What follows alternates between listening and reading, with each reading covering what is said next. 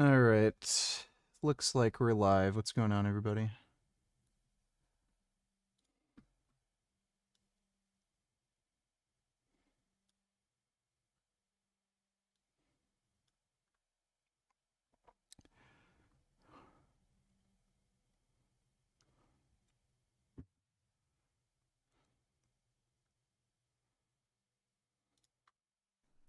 What's up everyone on YouTube, Main Man Sui here, hoping you're all doing awesome as always, and I'm about to watch another tool assist speedrun super video by Mina Highway. Well, it's not going to be a speedrun, but it's going to be Prototype Jack versus Jack 2.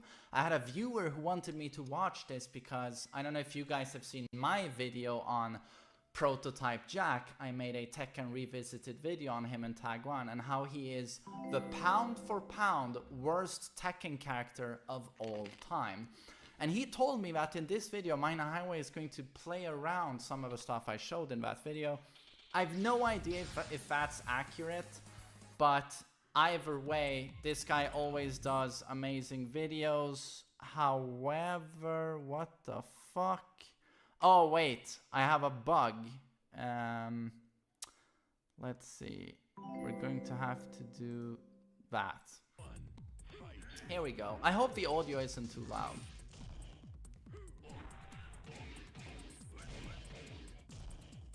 The Jack combos in Tag 1 are super interesting, by the way. And so again, Jack 2. That was sick. What a punish. So Jack 2 is a terrible character in Tag 1. He's really bad. But the character you're seeing there in all shots. React to this VG. Let me see, Dodo. Have you heard about the ceasefire deal? I did, yes. I did. What do you think about it? So, this is the first ever collaboration on the channel. Noah, why don't you introduce yourself? My name is Nakochva. I was former Miss Israel and an IDF combat medic. Before Miss Israel joined me at the protest, I got there early and saw many familiar faces, one of which was Chickpeas and peas or beans and lentils you have to have as your protein for the next year. Well, you'd probably get more protein with beans and lentils, but chickpeas and peas would taste better. My opinion. Mohammed Hussein. The first time I interviewed Little Nightmares 3 sucks. It's been getting like shit reviews. Mohammed, our interview was cut short because David Chung, who we exposed for being paid $75,000 a year to protest, prevented the interview. The second time I interviewed Mohammed, he told me that he wanted to be the leader of Hamas. For myself, I wish. You want to be a leader of Hamas? I wish. Mohammed is at just about every single anti-West protest. Now, I'm sure many of you asked yourself after the ceasefire deal was signed, well, what are the protesters going to do next? I know I asked myself that. So this is one of the craziest videos I've ever released because Mohammed and many other professional protesters are going to have to look into the eyes of an Israeli combat medic and explain why they're still protesting even though Gazans are celebrating in the streets. Let's get started. Welcome back to the Nate Friedman Show. Mohammed, round 3? We gonna go round 3? What did I get wrong last time? You wrong too much though. You twist the video. That's not fair. But hold on, you said that you want to be the leader of Hamas. Did you say that or did you not say that? I say I wish I can. You wish you can be. But Alhamdulillah, there is ceasefire going on. So we hope everything gonna be alright. Okay. Why the fuck aren't these people either arrested or deported? Okay. But if ever Israel. Like, this guy is an inbred, retarded fuck. Like, I can guarantee you, this dumb fuck, his parents are cousins. So, like, send him to fucking Gaza. Airdrop him in. Yeah, try to be the leader of Hamas, fuckface. Like, why the hell do we deal with any of these people living here? It's fucking retarded. Israel attacking, bombing in Gaza, killing one person. Yep. If I am the leader of this, Right. I will commend them. Blood equal to blood. Right. Wallahi. Okay. But Nobody gonna change the, oh, you're gonna give the $1 billion, Can we not It's do gonna this work. this time? Let me talk. Because it's just, Give me one it gets old. Like every time someone comes, and then we. I know that. I know him. He's To be fair, like that. VG But it's okay. reviews mean nothing, so just because Little Nightmare 3 is getting bad ones does not mean it's bad, nor does it mean it's good, as you can't trust the reviews anymore. I don't know if I recall a time where a game got bad reviews, but it was good. Like, games that get good reviews are usually shit, but games that get bad reviews are always bad.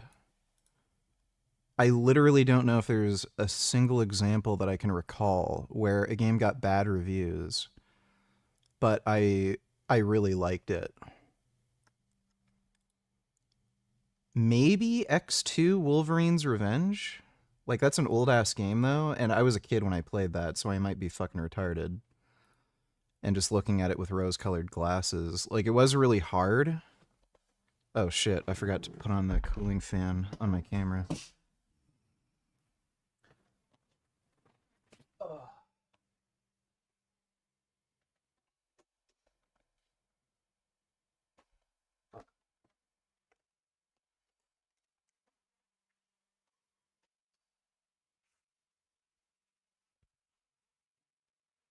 Oh.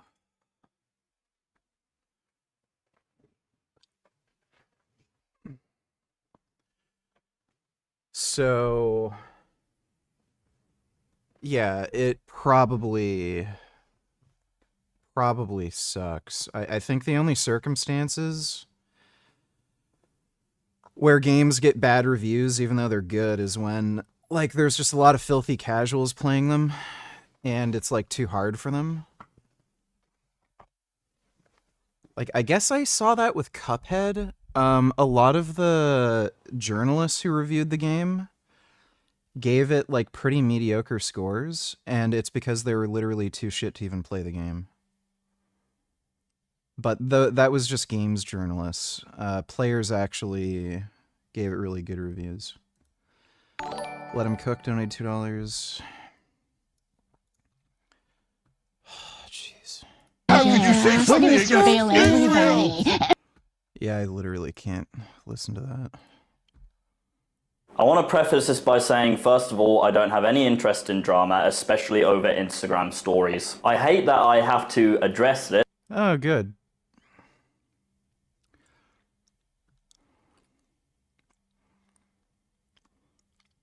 Cool. I definitely am interested in that one. We'll watch that next. Thanks for the donation, Let Him Cook. It's okay. Sometimes you have to change Would you it. like to talk instead It's of okay. preventing It's someone okay. else from It's okay. talking? Give Would them you like to some say time, it's something? okay. They do whatever they want. We don't come for them. We came for Allah. We came here for Gaza. We came here for Palestine. So some people but he's still young. He's gonna learn. Do you want to talk instead of saying someone? This guy who wants to be the leader of Hamas is defending me. Wow. And this professional protester is wearing a mask in 2025 because of the protester variant of COVID. So when I ask you what you do for work, you said that you were cleaning mosques, right? I do everything for mosque. I leading pray. Okay. I make adhan. I clean. Alhamdulillah. Whatever I have opportunity to do for mosque, I do that. Okay. Yeah. Are you still getting your MBA? Oh, MBA. To be honest, I didn't complete it. Yeah. I dropped out. Okay. I dropped out. So I came here for doing MBA and PhD. So you're doing your PhD here? So no, I dropped out. But inshallah, I'll do it. Inshallah, when Allah give me. Are you a U.S. citizen? No. You're not? No. Okay. And how are you? Are you on a green card? Like, how are you here? This is too much personal. I like you though. I don't know why. He's here You legally. guys probably. I like you too. You say you wish you want to become leader of Hamas. Yeah, I wish. Right. Here's a slight issue I have with that, is that there are leaders of Hamas that say when you see a Jew, slice their throat, cut their throat. Would you do that too? This is not. No, but that is what they say. Look. There's videos of it. I'm gonna show it. This is people make this one. No, there are videos. Like some people that twist it. All right, twist this. وبدنا اياكم يا اهل القدس بالسكاكين امعطوا رقاب اليهود كلها هي تقف على العرق من هان 5 شيكل تشتري لك سكينه واضيه مضيها وهنا على طول حزه. Do you want Hamas to disarm or not? No. No, you don't. No. But that's part of the ceasefire agreement. is they gotta disarm. Bro, this is the 21 points. You cannot meet 21 points. Okay, but that's a pretty that's a pretty important one. Then get the pass. But that's an important. Like out of 100, you don't need to get 100. Maybe if you get 80, you pass. Right? Shocker that mentality didn't work for him in business school, but honestly that was genuinely one of the funniest things I've heard in hundreds of street interviews. Would you talk to an IDF soldier? Would you ever talk to one? I mean, no, never. You would never talk to one? I never get a chance, yeah. You never had the chance? No. Okay, 1 second. He wants to be the leader of Hamas and I want him to meet you. Oh my God, okay. Come. I was Miss Israel in 2021. And I was an IDF combat medic in the military. And I was saving Palestinians' life, actually, and Hamas terrorists' lives. Because as a medic, every Israeli medic takes an oath to save every person's life, no matter if it's my loved one or if it's my enemy. That's a good job. Because we want to, for us, the value of life comes first, no matter who you are. Yeah. I do same thing. I believe that. Life is first. You say, I wish to be leader of Hamas. Don't bring the She same was a combat question. medic, so you want to end her life? That's what you're saying. Look, I said, we're gonna fight with. Fight with who? I'm a soldier. You soldier? Yeah. Yeah, if you. But I was treating Palestinians, so So I was that's. doing the good thing, right? Look, this is gonna be, I don't know, it's gonna be judgment from your battlefield. Like if you see you are the battlefield, I'm the battlefield. Then we're gonna show there who gonna win over there, battlefield. But now we are the different platform. If it's the battlefield, like yesterday, this not ceasefire and the battlefield going on, probably we're gonna fight each other. It will IDF versus Hamas. We're gonna fight each other, right? In battlefield. But we you don't, understand? we You don't, understand? we don't. Okay, well, this guy is an inbred fucktard, so. Around. Don't talk to him. Left is going to cover it significantly differently. What do you think about it? I believe favors Israel. It's heavily leaning toward what Netanyahu wants. I feel like once Netanyahu does get back the hostages, unfortunately, he may go back to bombing. So I feel. Here we go again. This guy. Yeah, whatever. These people are just a waste of time. This way rather than how it should have been over a normal conversation. However, while I usually avoid these types of things, Oh my god, why is YouTube doing this shit? you know, there's not the first time I've had drama in my life, my private life.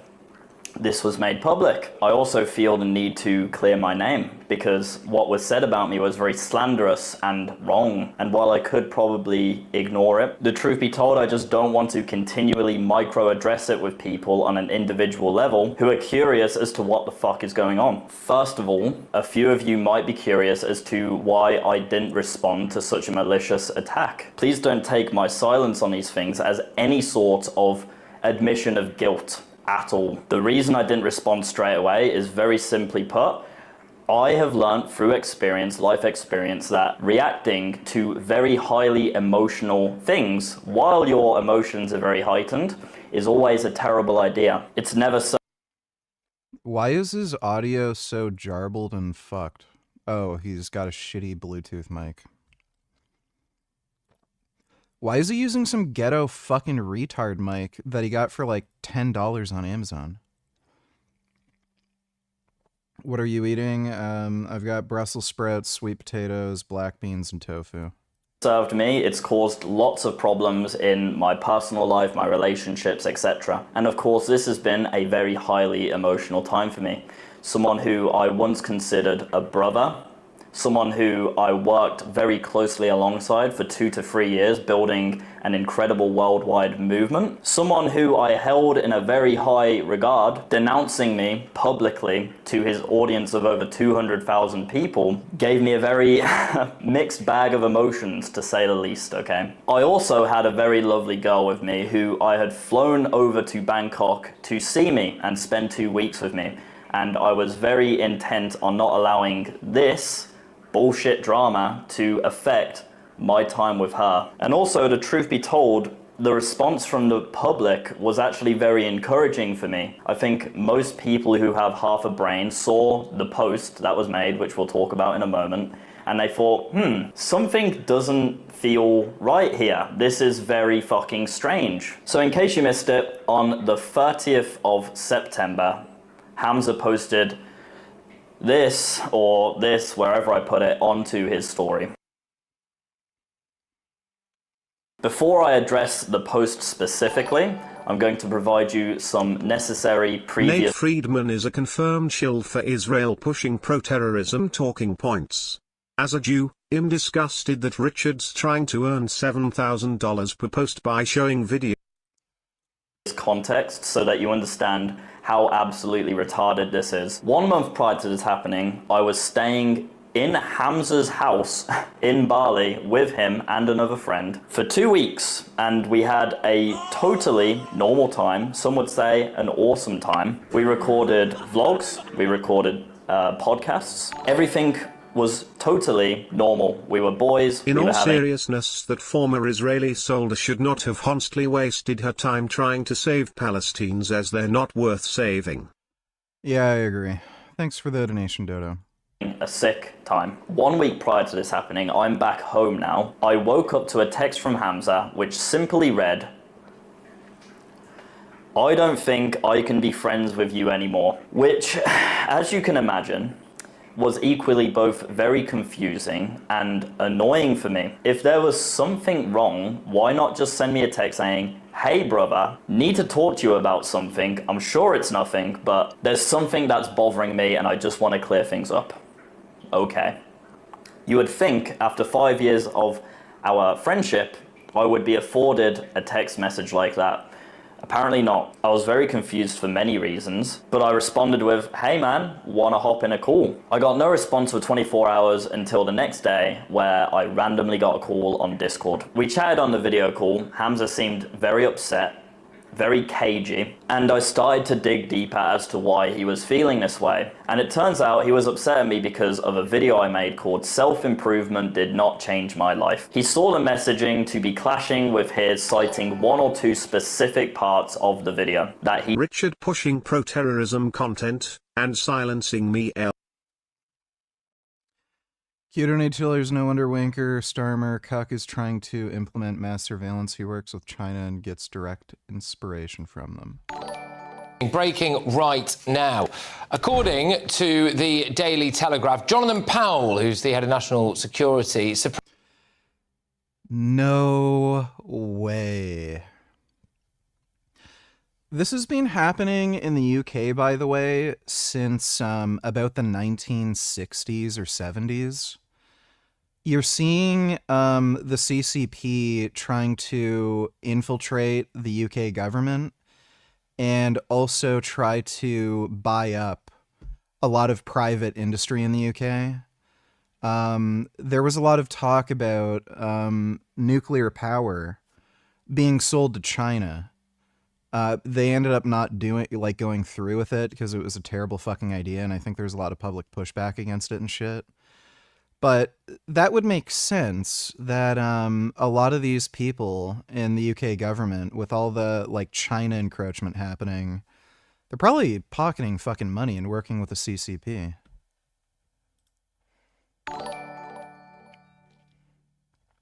Richard getting paid by Israelis, that's why he's not allowing my comments, ha ha ha ha ha.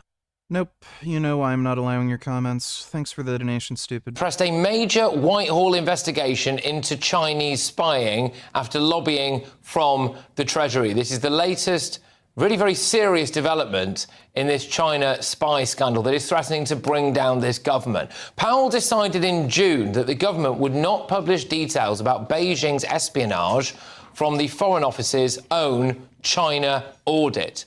His decision came after the Treasury said that releasing information from the comprehensive analysis of China's influence in Britain could damage trade and investment links. The audit, promised in Labour's manifesto, became just 2 paragraphs in Powell's national security strategy. Wow, huge news. This is the... That is the most weak-ass, stupid excuse for something like that.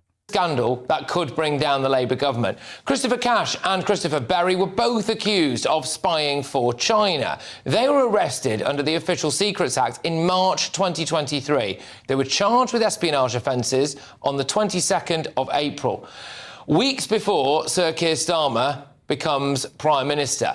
They always denied the charges, and they continue to deny the charges. But then, on the 15th of September, the charges were dropped, apparently because... Ugh, can these pro-Palestines in the comments just shut up already? I mean, they're just retarded. Thanks for the donation, Dodo. Labour did not want to say that China was a national security threat. Sir Keir Starmer, who's conveniently jetted off to India, blamed the Tories. Israel responsible for 9/11? Look up Sivan Kurtzberg, Paul Kurtzberg, Omar Gavriel. Yeah, that's great. Nobody cares. You have to prosecute people on the basis of the circumstances at the time of the alleged offence. And so all the focus needs to be on the policy of the Tory government in place then. That's the only place that the evidence could be focused on. But now, this does not appear to be true. Governments and our intelligence services have repeatedly described China as a national security threat. And that revelation I brought you just at the top of this segment would indicate that this government was also acutely aware of the national security threat that China poses. And according to that, chose to suppress it. In 2023, the Tories described China as, quote, a threat to our people, prosperity and security. But look, don't take my word for it when it comes to being a little bit squiffy about all of this. The ex-head of MI6, Sir Richard Dearlove, he's spoken out, contradicting Sir Keir Starmer. The Director of Public Prosecutions, Stephen Parkinson, has. Former Cabinet Secretary and Head of National Security, Lord Sedwill, has. And the former Head of the Civil Service, Simon Case. They have all come out and said, in a roundabout way, that they don't buy Sir Keir Starmer's excuses. And now more is emerging by the day. Sir Keir Starmer's national security advisor is that man called Jonathan Powell. And it turns out that he has held extensive meetings... Little Richard is a dumb nigger. ...with Chinese communists personally, and involving an organisation that he founded called Intermediate. This was revealed on Guido Fawkes earlier today. Chancellor Rachel Reeves inexplicably went to China whilst our economy was crashing here. Energy Secretary Ed Miliband went to China, signed a secret Green Deal. We are not allowed to know what was in that deal. And the Chagos Islands surrender. We were told that it was all about international law. Who helped to make that law? Well, it was Zhu Hanqin, a former official for the Chinese Communist Party. Who stands... Really? Dude, the UK is not a real country. Like it's just a silly place. It's just run by corrupt fucking bureaucrats. Who stands to benefit most from this Chagos deal? It's China, because they basically use Mauritius as a proxy state. Now, let's just remind ourselves of all of those big hitters who say that Sir Keir Starmer isn't being entirely honest about this China spy case. You've got the ex-head of MI6, you've got the Director of Public Prosecutions, you've got the former head of the Civil Service, you've got the former head of National Security. Do you believe them? Or do you believe the man who has repeatedly been accused of dishonesty, Sir Keir Starmer? I mean, he couldn't even be honest about this. Now, soon after I became an MP, I went to Oldham for a by-election up there. I was taken to a street to meet a woman who I was told had strong views on immigration. I knocked on the door. She invited me in. We had a cup of tea and a rich tea biscuit. Well, it turns out that he actually called her a racist. She booted him out of her house and then vowed to never vote Labour again. She testified to that, both in print and on GB News. In my view, there are two possible explanations to what's going on here. Number one, keeping China happy instead of prioritising our national security. Number two, that this government is in some way compromised by the Chinese communists. Now, there are very serious questions to answer as to whether They absolutely are. Like, again, the UK was considering privatizing, their nuclear energy and selling it to fucking China. They were actually considering doing that. You're not going to fucking tell me that people who aren't corrupt and aren't working for the Chinese Communist Party just had that idea.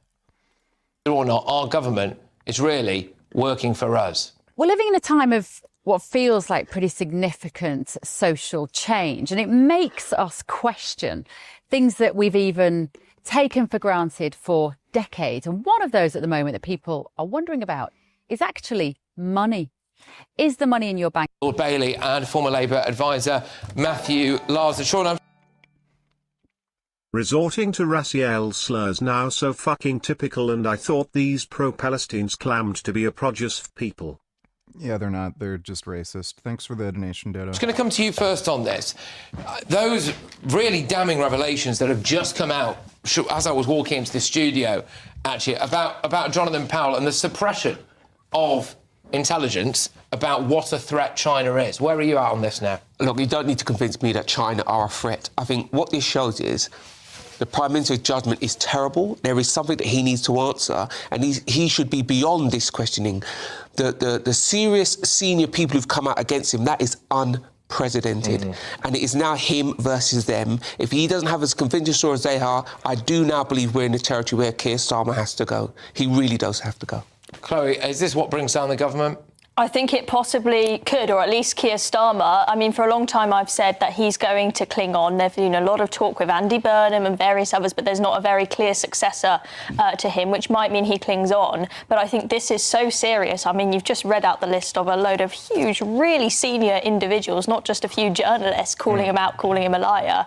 That really could tip him over the edge. So it's going to be very interesting to see what happens over the next week. Richard, you met with an Israeli guy when... What is it then, Matthew? Do you think that this government has chosen misleading the British public to keep the Chinese happy, or are they compromised by Chinese communists? I don't think they're compromised by Chinese communists. I think every British government has to walk a tightrope. We cannot pretend that we are not hugely economically integrated. They're compromised by Chinese communists. Like, it's just obvious. With China.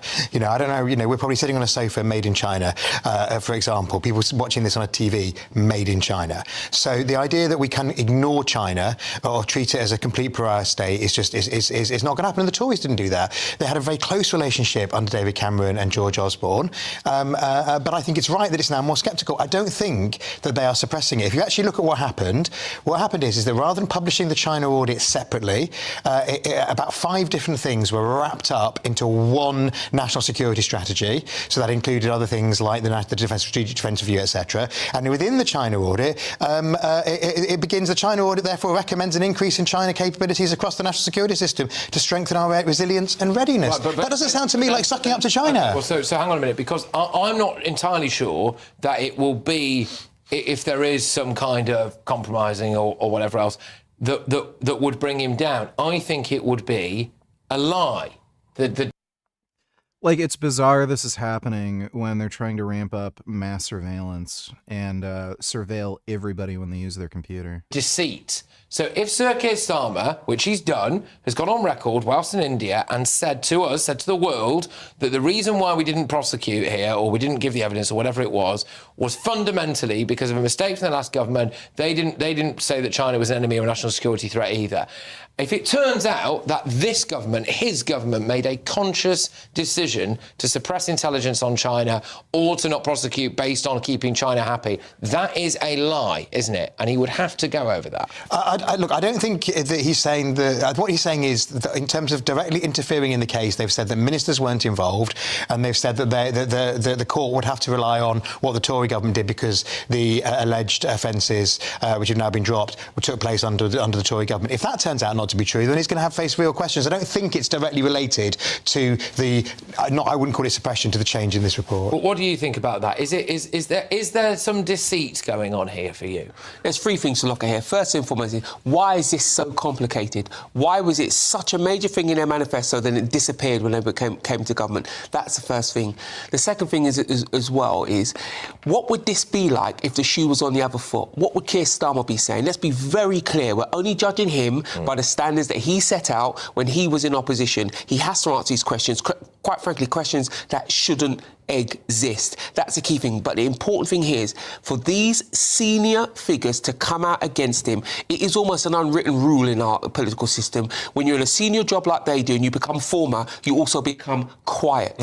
He has tested their integrity. They're now pushing back to test his. I think he has to answer that question. And the key thing is here, this now feels like Britain's national security is up for sale. As long as it's integrated with you enough, you can buy our silence. That is beyond the pale. I just want to reiterate, this is breaking in the Daily Telegraph right now. This is what we're leading on, that Jonathan Powell, who's the top national security advisor for Sir Keir Starmer, according to them, suppressed a major Whitehall investigation into Chinese spying after lobbying from the Treasury. The Treasury basically said that if the reality was put out there, it would damage our trade relations, it would damage the British economy.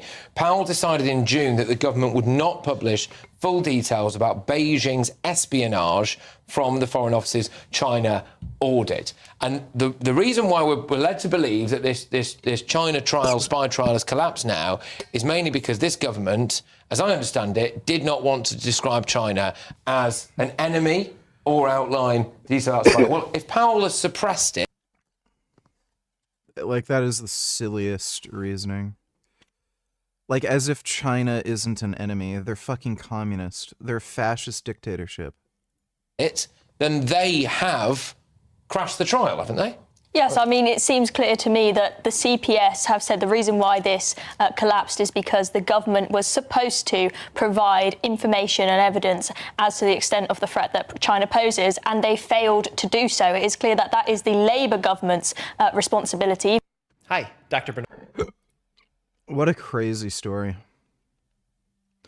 Yeah, the UK isn't really a real country. You have one of the most retarded constitutions. Like, there's no free speech in the UK Constitution. The government is corrupt as fuck, and they basically just allow all of these foreign governments and criminal organizations to just use the UK as, like, a weird money laundering piggy bank. And they have no loyalty to their own country. They're just letting in a mass amount of immigrants to, like, benefit some of the, like, big corporate elite. He didn't like. Of course, while I was on the call, I couldn't review the video and give my opinion on what he was upset about because I made the video 3 months ago. I pushed back on one of the points he made because, frankly, it was just very, very petty. He made another point as well, which I couldn't really respond to without refreshing myself on the video. But I remained confident that I didn't have any malicious intent towards Hamza with my video, because I didn't. I create my videos to help people and help grow my business, which helps people. That's it. In hindsight, watching back the video now, right now, I unapologetically stand by absolutely everything I said in my video. I think it's absolutely... Why is Indonesia so unhinged with their drug laws? This guy's is facing a firing squad for cannabis gummies. Everyone in the comments is blaming him for not abiding by the laws, but it's retarded. It's because they're retarded. Like... An American basketball player possibly faces the death penalty or a lengthy prison sentence after being arrested in Indonesia on drug charges.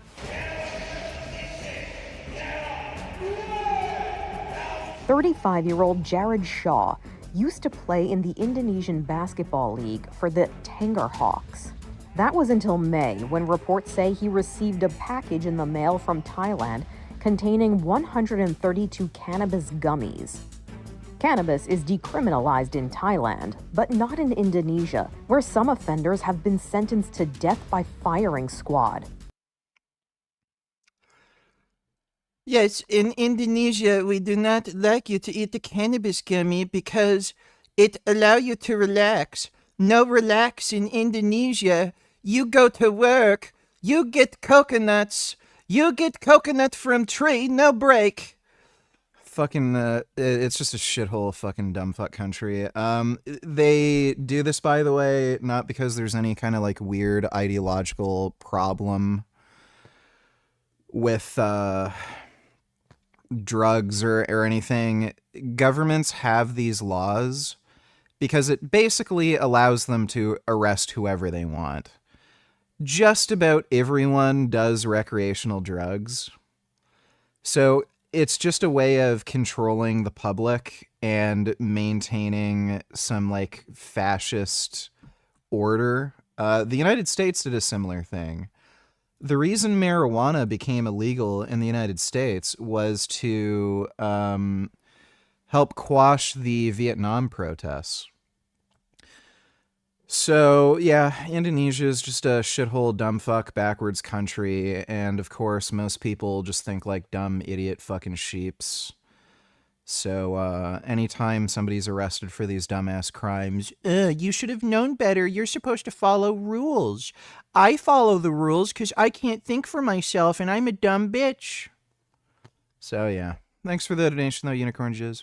Spot on true. It's not that uncomfortable anymore. Going to the gym is not uncomfortable. You're not developing character by going to the gym. Doing a cold shower is not that uncomfortable. You're not developing character by doing a cold shower. You know what is uncomfortable? Developing a fucking skill set and obsessing over becoming top 1% in the world at that skill set. Learning all of the intricacies, the ins and outs, every single scenario, every single fucking little detail which makes you a top 1% at that skill. That is challenging, and that is a continual challenge as well. And it's that mastery which will change your self-identity. And once your self-identity changes, that's when your life changes. This video, once again, was 3 months old. And a month prior to this call happening, we were having a completely normal, awesome time in Bali, both giving each other really sick business, life advice. Nothing was changed, and all of my advice and all of the time I spent with him was grounded in reality, that I want to see my friend Hamza win and grow. You can also see that I've consistently, very publicly supported my friend, even when he was under a lot of fire and I could have very easily turned my back.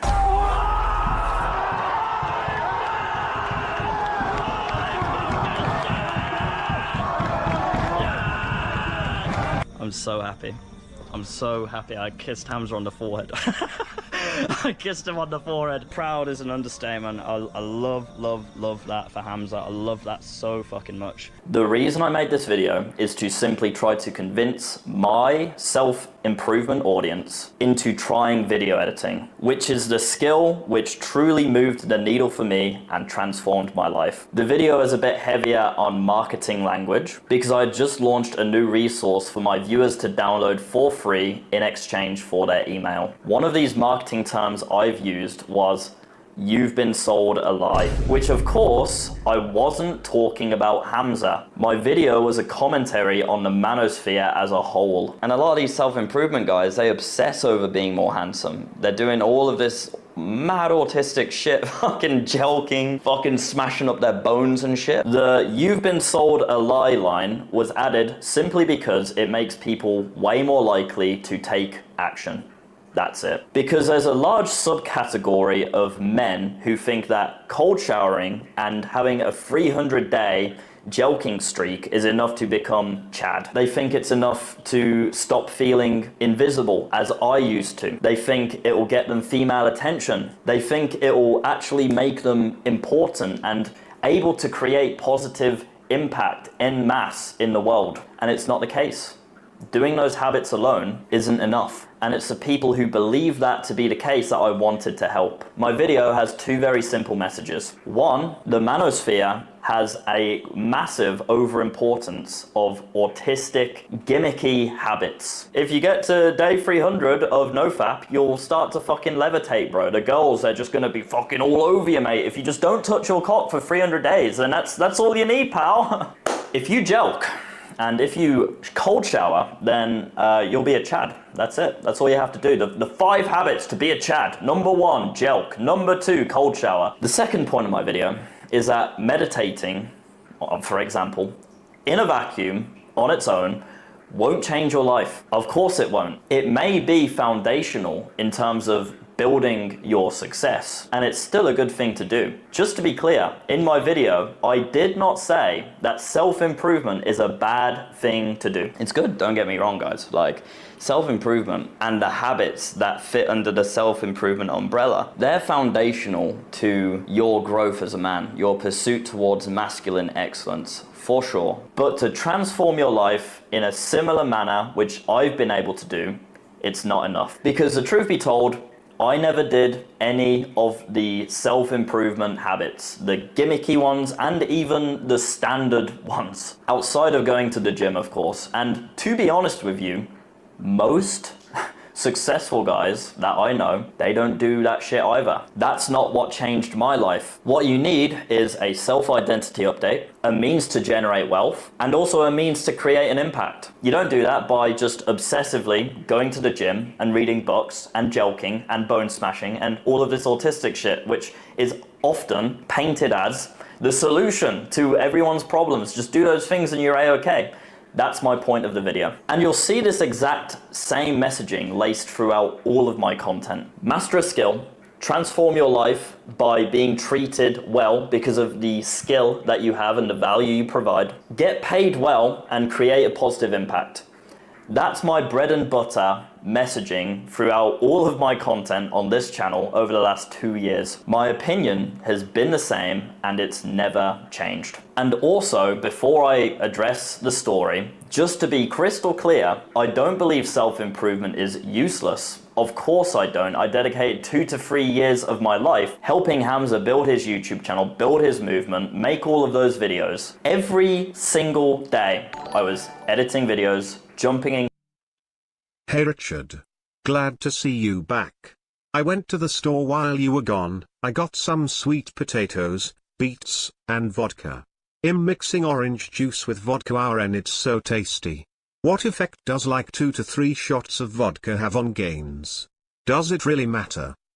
Yeah, alcohol absolutely destroys your ability to gain muscle.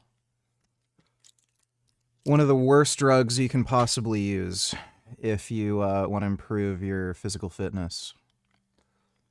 You should literally never drink alcohol. It's like the dumbest fucking drug imaginable. Thanks for the donation, CDG. Calls, strategizing, talking about the business, talking about the movement. How do we help these guys? How do we help these young men? What do they need to hear? I don't believe self-improvement is useless, and I even said it in the video itself, which Hamza took a problem with. Self-improvement and the habits that fit under the self-improvement umbrella, they're foundational to your growth as a man, your pursuit towards masculine excellence, for sure. But the only thing is, I just don't attribute most of the success I've seen to self-improvement, okay, and the habits that come along with it. And just to be crystal clear, before I address the story, Hamza's public post denouncing me and my business was because of this video. Anyway, as far as the call went, Hamza by the end of it seemed to understand that I didn't have any malicious intent with my video. He seemed to understand that I wasn't doing anything nefarious. Not that I could properly really respond because I hadn't seen my video. And he kind of just ambushed me with a random fucking Discord call without actually organizing it or anything. We had a little back and forth on how life's been since I left Bali last month. And then I ended the call by saying, just let me know if you want to talk, Hamza. I've got nothing but, like, you know, love for you. Nothing malicious going on here. I love you. And then we ended the call. Now, with how Hamza initially reached out to me with that text message, which in my opinion was just very gay, I wasn't really inclined to follow up with him. I had assumed that everything was put to bed in that call. We found clarity. Hamza himself at the end of the call saying something along the lines of, oh, actually, Sam, come to think of it, I don't think you did anything nefarious, whatever. Ended the call on a good note.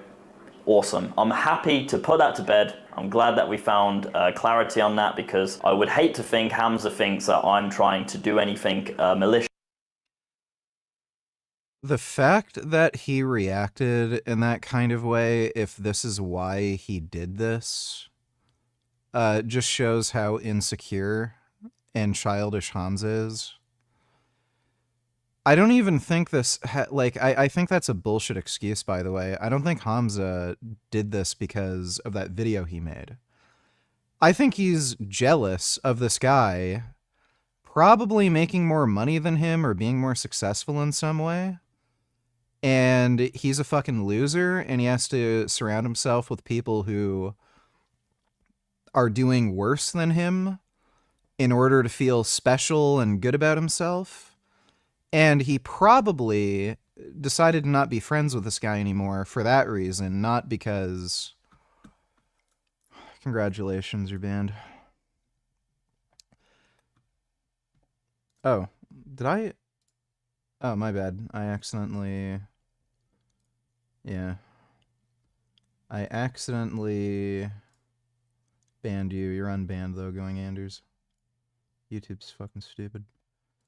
Greek the Jimmy is banned. Going Anders is not banned. Yeah, so this just sounds like a stupid excuse.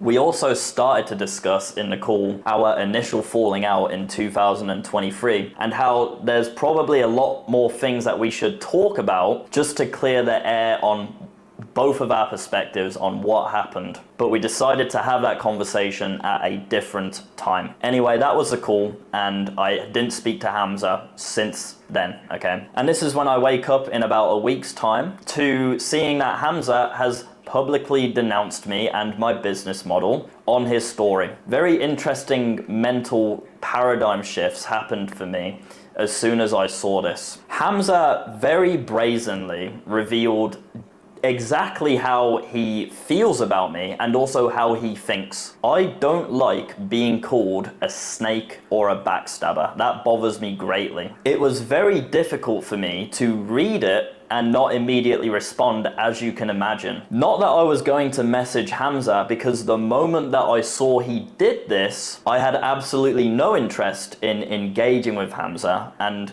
clearing the air as I had done the week prior. Hamza had already demonstrated that he was uninterested in a conversation before putting me on blast to over 200,000 people. But I had noticed that he had blocked me both on WhatsApp and Discord, leaving me no means to message him even if I wanted to. You might be wondering why Hamza felt the need to post something so malicious and chaotic and wrong publicly. I wonder the same things, and I have my theories. I've had my fair share of genuine betrayals, backstabs, etc., drama over the last year or so. Yet, I've never felt the need to post about it on my public Instagram story and try and create a woe is me narrative around those things. First of all, backstabbing Hamza for a couple $100. Of course, I never backstabbed Hamza for a couple $100. Think.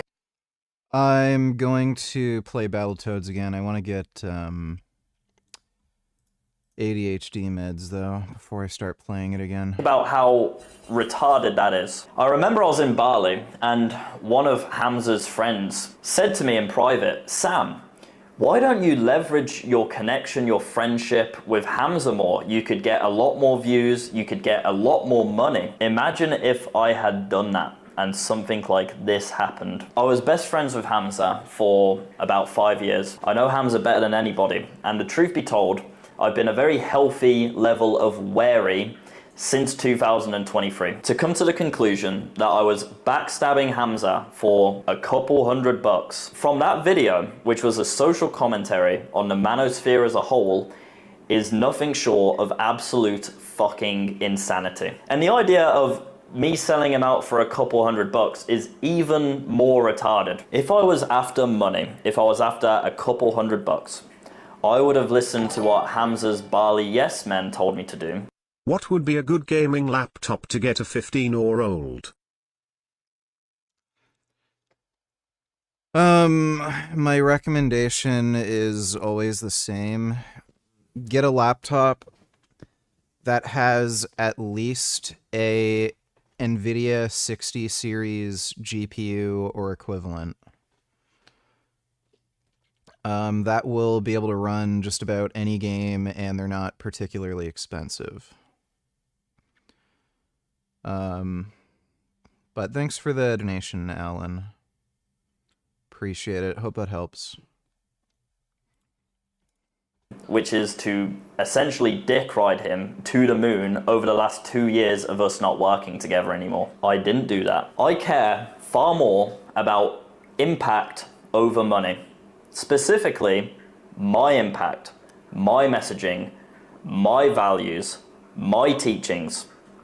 I would never sell any of those things out for some extra cash or some extra clout. I certainly would never suppress my own truth and my own opinions, and anyone who knows me knows this to be a fact. Since launching my own personal brand, I've had absolutely no interest in leveraging Hamza and Hamza's brand, or my connection to Hamza. I've been very diligent over the last 2 years to create a safe distance between myself, my brand, and Hamza and his brand. Outside of highlighting the very meaningful and impactful work that we did together on the YouTube channel, taking his YouTube from 500 subscribers all the way to over 1.8 million subscribers before we stopped working together. He tried to convince my own followers that my advice doesn't work and that they should buy his paid program instead.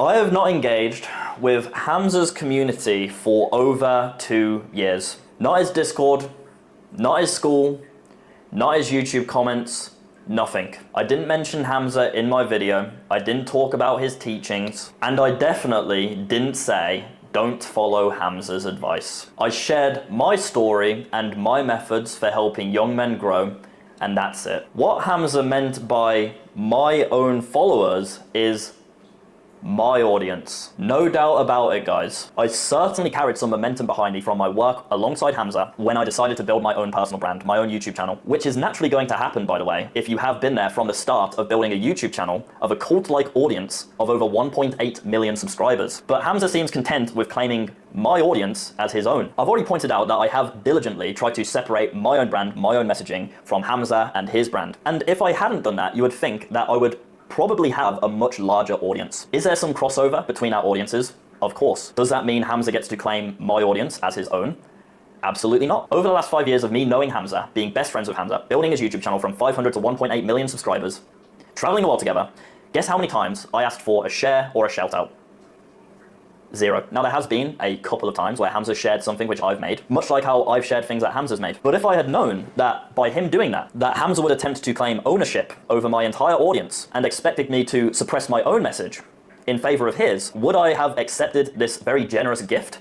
Absolutely fucking not. Of course not. Also, think about it like this. No matter what you choose to do in life, if you become prolific at doing something, if you build communities around those things, if you consistently inject your personality and your flair into mega viral videos, the same testosterone levels as a healthy 90-year-old man. And yeah, so ultimately, this is fucking transition, gets no pussy in brackets. Yeah, they might send you home, be like, you're fine. Whilst not taking the shine away from the star of the show, of course. And you do this consistently over a span of 2 years, you're going to gain a healthy level of infamy and reputation and a following for doing that thing. And that's exactly what I did. Over the span of 2 to 3 years, I dedicated my entire life to Hamza and his cause. And because of how successful we were at doing what we did, of course, people got to know me. So that's where our crossover in audience comes from. Not from dick riding, not from glazing, not because I didn't earn it, because naturally, my audience found me through my work, which is what I talk about. And naturally, if they found me through my work, then they also knew Hamza, because that's where my work was displayed most of the time. Does that mean that my audience is Hamza's audience, and that I can't speak my truth on my own platform?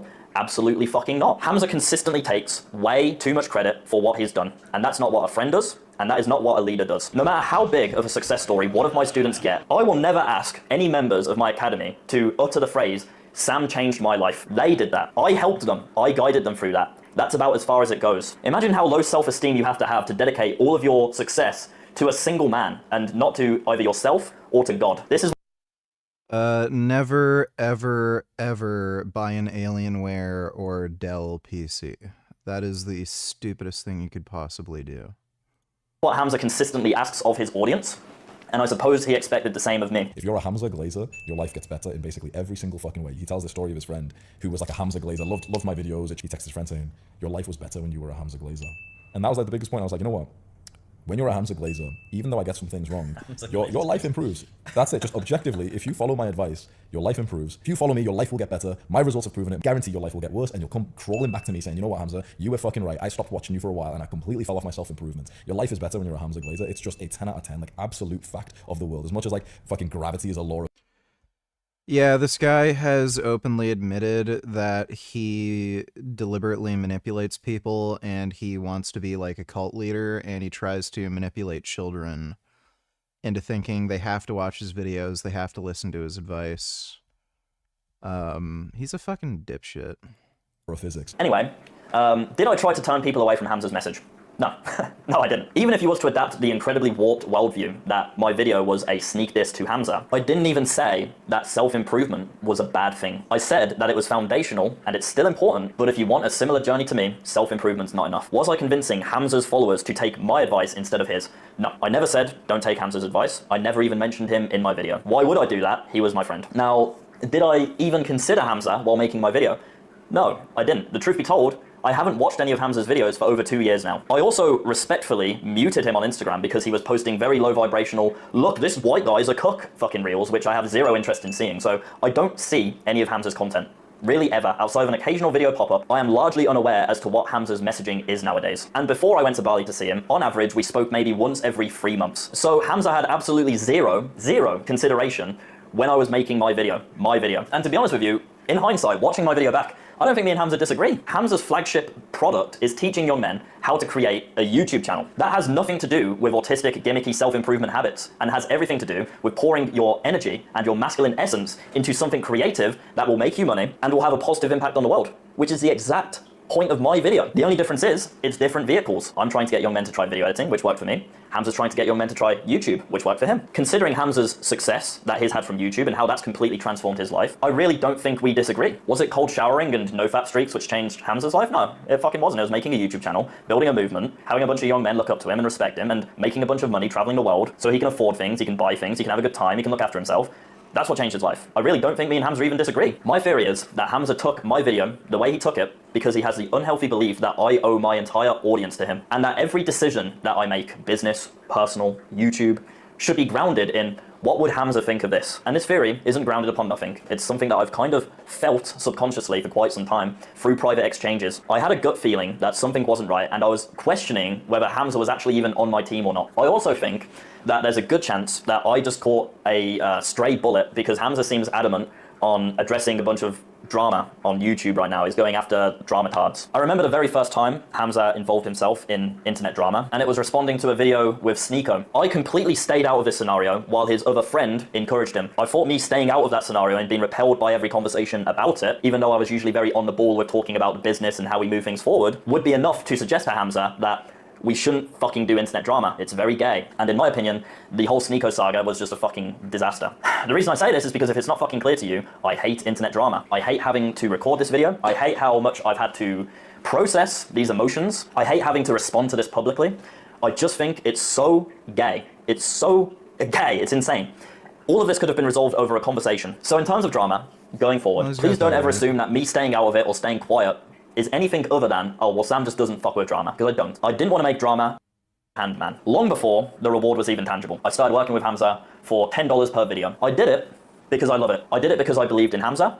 I did it because I believed in the movement, what we were doing. And I did it all because it made me great at my job. I did it because it was meaningful and it changed lives. And instead of talking to me and gaining further clarity over a call, Hamza took all of the venom in his heart to shit on what means the absolute most to me. Then he created a narrative that I sold him out for a couple $100. Is this masculinity? Is this brotherhood? Is this what a best friend of 5 years does?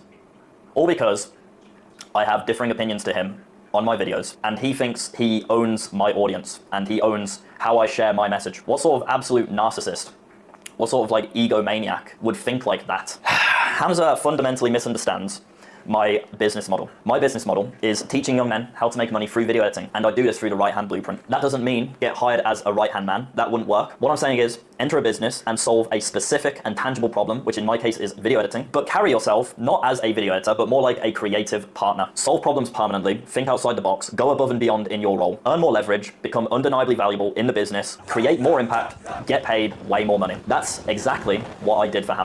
Here she is. Screenshot this and send it to someone who needs to hear it before they waste their time becoming a right-hand man. Look how revealing this is. The point of this post isn't to provide any sort of life lesson from the betrayal that he's going through right now, this big backstabbing that he's had. It's not to give any sense of value. It is to simply shit on me. I always had a deep subconscious feeling that Hamza didn't want to see me win beyond the work that I did with him. Hamza wants my success to be tied to him and him alone. This is the final nail in the coffin, which absolutely undeniably confirms that for me. In this story, which did not have to be public, we could have just had a conversation, Hamza spent it attacking my livelihood and my purpose. I had just come from Bali. While in Bali, I was working diligently on my right-hand blueprint. He knew how much I had worked for that. He knew how much it means to me. My work is absolute #1 over everything else. And he took this post and he slandered me. He discredited me through his warped lens of reality, as he often does.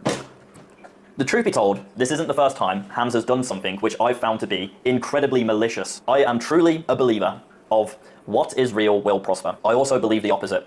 And it seems like a lot of people are catching up to what Hamza's really about. I could say a lot more in this video, but as I already mentioned, I have such little capacity and interest in drama. It's fucking feminine and gay. My only objective with this video was to defend myself and my business model, which I have been forced. Hamza is actively deleting comments that mention this video from his channel.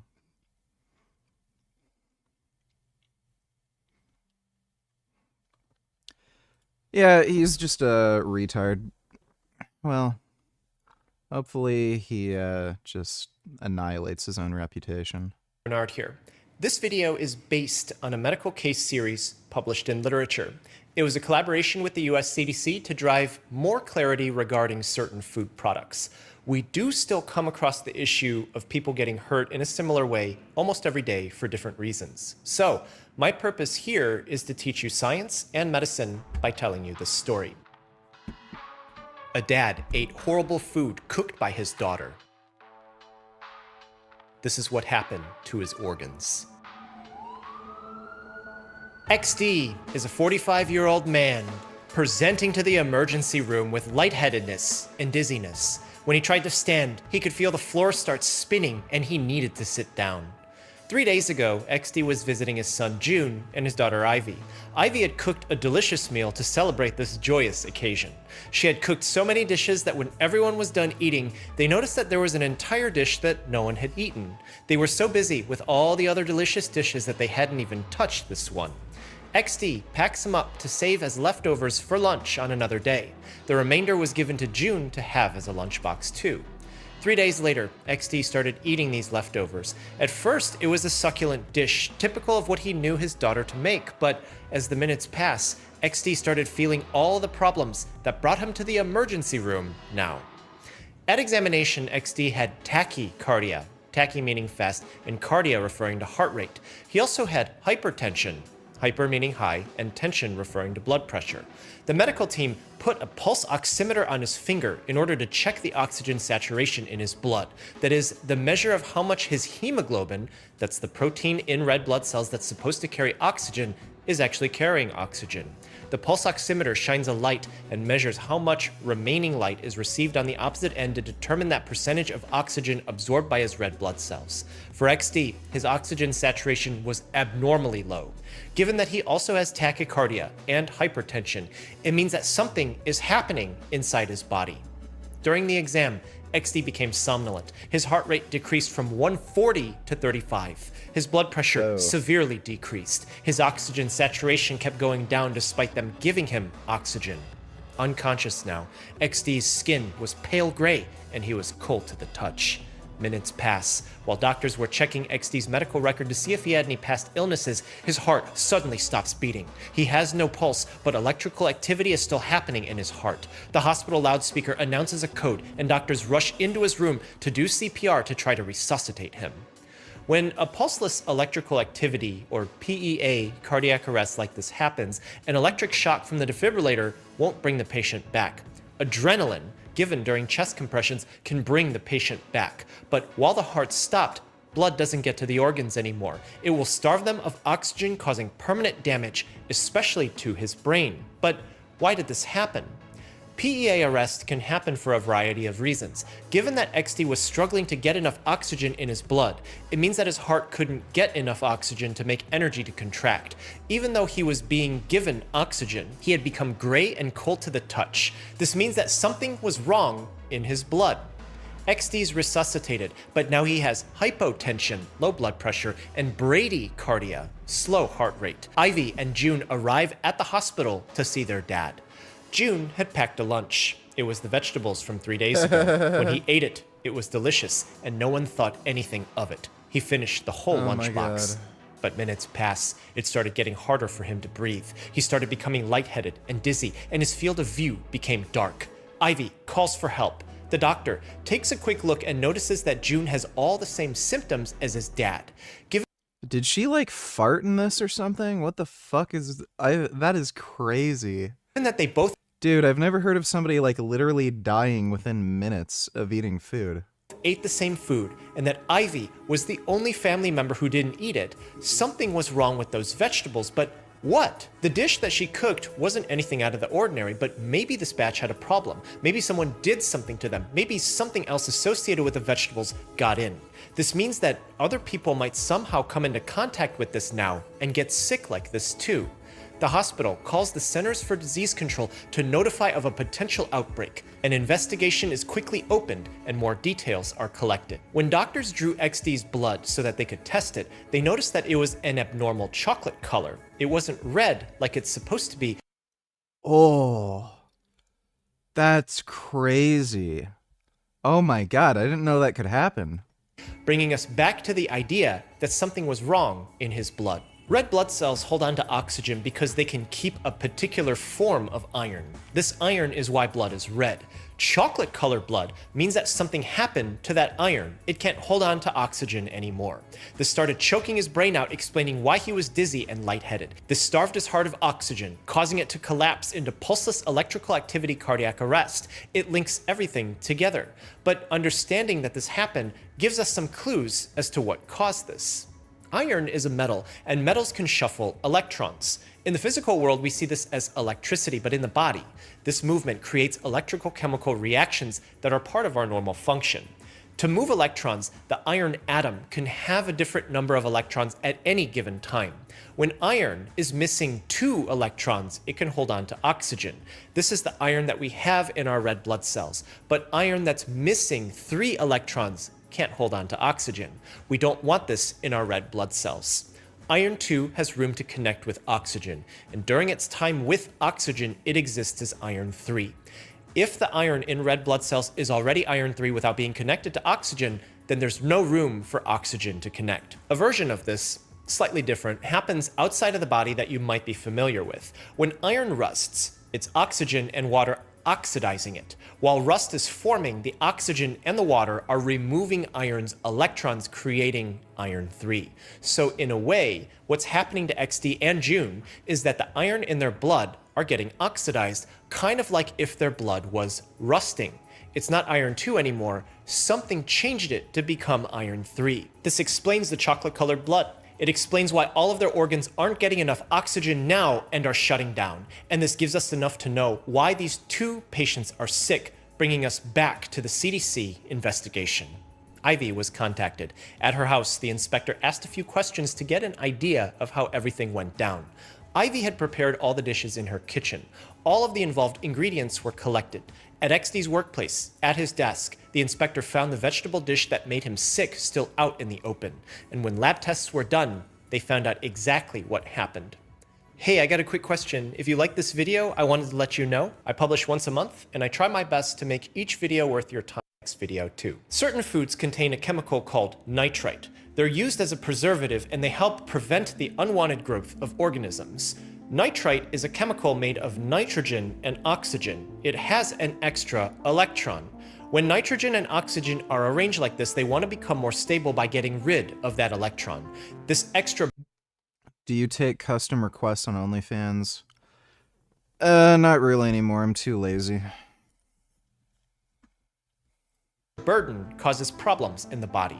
Oxygen can accept extra electrons, and we're constantly breathing it in. When nitrite forces oxygen to take this electron, the oxygen becomes superoxide. The body doesn't want this around, so it neutralizes it. But the problem is, the result of this is hydrogen peroxide, which the body still doesn't want around. Hydrogen peroxide takes an electron from iron 2, of which is most abundant in the hemoglobin in blood. It leaves behind iron 3, turning hemoglobin into methemoglobin, which can't hold on to oxygen. And this is where the extra burden kicks in. Typically, the body can What if handle I send extra electrons. $100 for a request? I'm not shoving anything up my ass for $100. I don't know. I'm really lazy when it comes to that sort of stuff. Depends on what it is. The issue is, in the body, it continues to cycle this reaction nonstop, turning most of the hemoglobin in the body into methemoglobin. And this is where the problem with their blood came from. The body lives in a balance. Normally, some hemoglobin does become methemoglobin. It's not a lot, but it happens. So many things happening all at once in the body that the conversion just happens sometimes. It's just that the red blood cells have a mechanism that overwhelmingly change it back to maintain hemoglobin as the norm. One of these mechanisms is related to sugar. Red blood cells only live for about 4 months before a new one is made to take its place. They don't divide, they don't have genetic material. They also don't have mitochondria, meaning that their energy exclusively comes from just the breaking down of sugar, glycolysis. In normal cells, Thoughts on Hamas Piker shocking his dog? He's an animal abusing piece of shit. He's torturing his dog, both physically and psychologically. And, I think he should not be on this plane of existence. Thanks for the donation, though, dude. glycolysis feeds a further pathway to produce much more energy. Glycolysis branches off to produce an antioxidant that helps maintain electron balances on the iron. When there's methemoglobin, antioxidants here restore hemoglobin. But when the oxidant stress becomes too much, the body just can't keep up. There's one more option to help fix this problem, and the body just needs a little bit of help. During glycolysis, another chemical reaction can start to happen and branch off from it. This also produces a different antioxidant named NADPH, and this is where an antidote can work. Methylene blue is a chemical. It's a colored dye that wants to take electrons. When methylene blue is injected into the body, NADPH gives it that electron. During this reaction, methylene blue loses its color and becomes the clear leucomethylene blue. It then gives that electron it took to iron, restoring hemoglobin to its functional state and becoming methylene blue again. And just like how nitrite cycles its electron stealing reaction, methylene blue cycles its reaction over and over and over again until the majority of methemoglobin is converted back to hemoglobin, allowing oxygen to be delivered again throughout the body. This is something that we're seeing more people talking about, including the health secretary in the United States in 2025. I talk more about this in depth on my second channel, Heme Review, link in the description below. Doctors saw XD get progressively sicker in the hospital before they even gave him anything. He went from cyanosis and somnolence to cardiac arrest with chocolate-colored blood because of a toxic ingestion.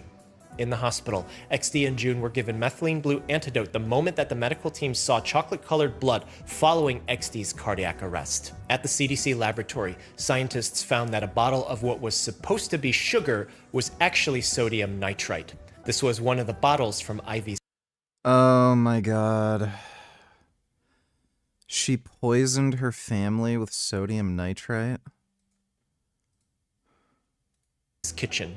Ivy had cooked the vegetables with this, making a local cuisine that was typical and popular. Because it wasn't eaten by anyone during the dinner. This is weird. Like, wouldn't it taste weird? Maybe it doesn't have a taste? Weird. No one had gotten sick, and Ivy didn't use the sugar in the preparation of any other dishes. When the leftovers were eaten, the vegetables still had sodium nitrite in them, and both XD and June got sick, unaware of this contamination. When the CDC inspector asked Ivy, she mentioned that a few weeks earlier, she was helping clean a friend's house. She found an unmarked plastic bag of what she thought was sugar and brought it home to use it to cook. It looked like sugar, and this is what caused the accident. In the hospital, What kind of fucking idiot finds a random plastic bag with mystery powder and says, I'm gonna put this in food? June was lucky that his illness was identified early. Prompt administration of methylene blue in this case prevents permanent damage. However, XD's case was a little bit different. Given that his illness wasn't caught early, that his heart stopped beating, and he was unresponsive after he was resuscitated, his body was cooled with bags of ice to help maintain the integrity of the blood-brain barrier and to help improve survival. But while sodium nitrite shouldn't have been used in the vegetable dish that Ivy was making, it is used in the preparation of cured meats and sausage. Keep in mind that nitrites and nitrates are two different chemicals, and some foods can have both. And this isn't to scare you. The normal nitrite amount in these meats isn't going to cause methemoglobinemia. It's just when you put large amounts thinking that they're a different ingredient that it becomes a problem. In the United States, sodium nitrite is usually dyed, often pink, so as to notify the user that this isn't salt and this isn't sugar. Sometimes you'll see people telling you to take methylene blue as a supplement. You might see some fancy dances and a bunch of smiles. Now, I might feel good sometimes when I'm taking my multivitamins, but I can't ever say I've felt so good that I've needed to dance on camera about it. And I don't want to dunk on this too hard, but there are some legitimate reasons why you don't want to put something like methylene blue in your body if you don't need to. You'll see people on social media talk about this, that it's an MAOI, a monoamine oxidase inhibitor. That's an antidepressant, a very old one.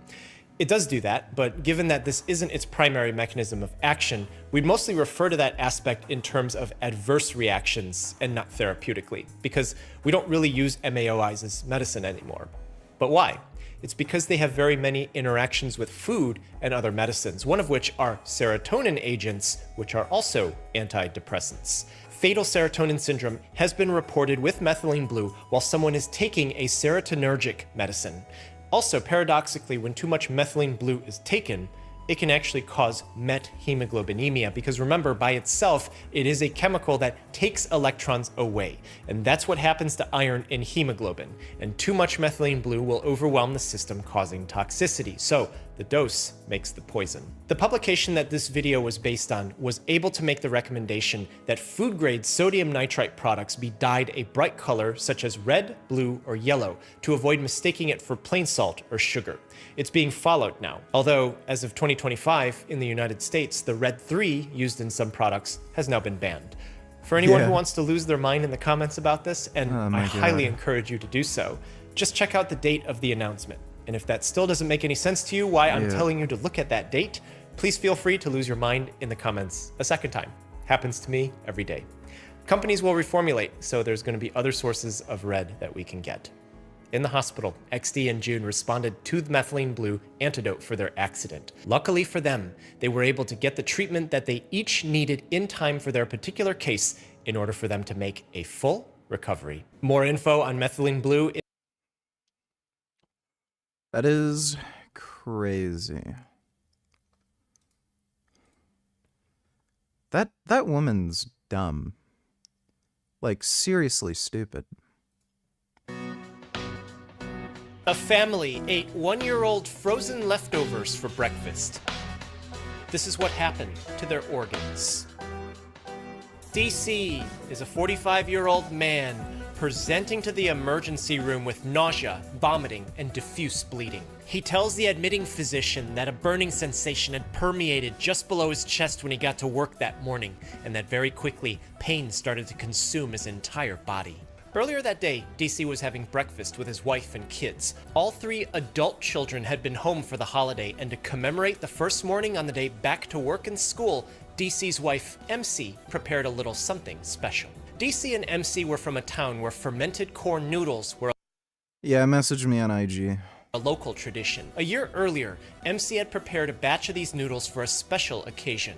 During preparation, everything was fine. The noodles looked, tasted, and smelled totally okay, so absolutely everything was no problem.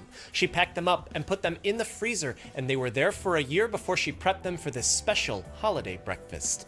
The older son, Ace, really despised these noodles. Ever since he was a kid, he couldn't stand the texture. They were served in a sour soup that he just couldn't handle. The taste was always off-putting to him, so during this meal, he elected to have his potato chips instead.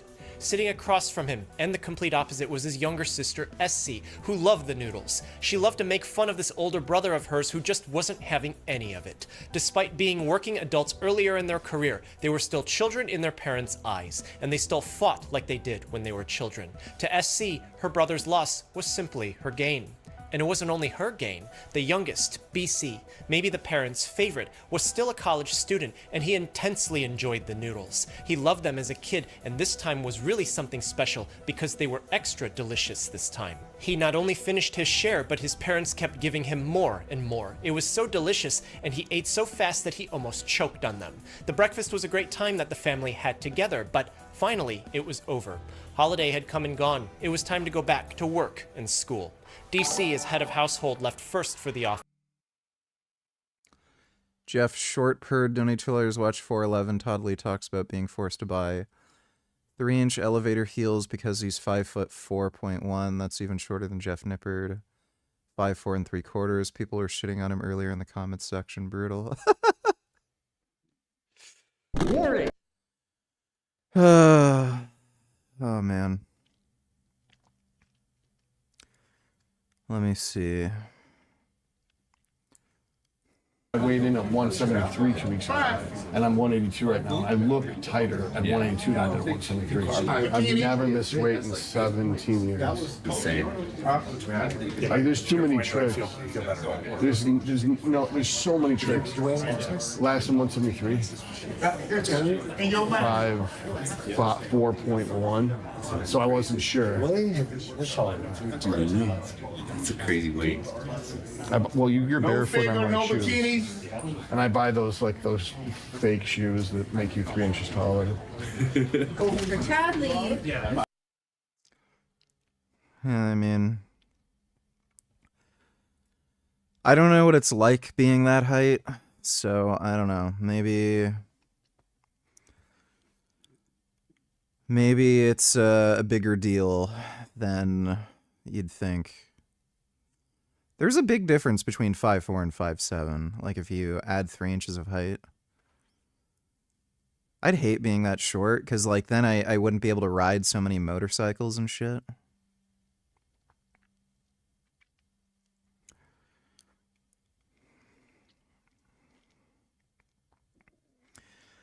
Well, you know, if women can wear high heels and wear makeup and weave and fake hair and all this other shit to artificially enhance how they look, I don't see why it's a problem if men just wear elevated shoes, you know, whatever. Thanks for the donation, though, Jeff Shortpurd. Good, bro. I just looked at a video from us. Alright, so 184 pounds at 5'4" is pretty damn big. maybe we can get Grass-Fed to join us. Maybe not. I don't have his number, but yeah. I'm in the conference room, bro. If you want to come join us. In the conference room. Right across from where people are standing. Look at this. Let's turn on that right knee a little more. I think he should just shave his head and just go bald. Like, this contest prep seems to have nuked his hair. Like, you probably paid a lot of money for that hair transplant and shit, but, like, dude, your hair's nuked. Maybe some of it'll grow back once he, like, I don't know, stops taking so much Masteron or something. But yeah, like, I mean, you might as well just shave it off at this point. Like, he'd look totally fine bald. He'd probably look better bald. It like, to me, it looks kind of weird that he has this bit of hair on his head. Like, he'd look fine bald. It's like, all right.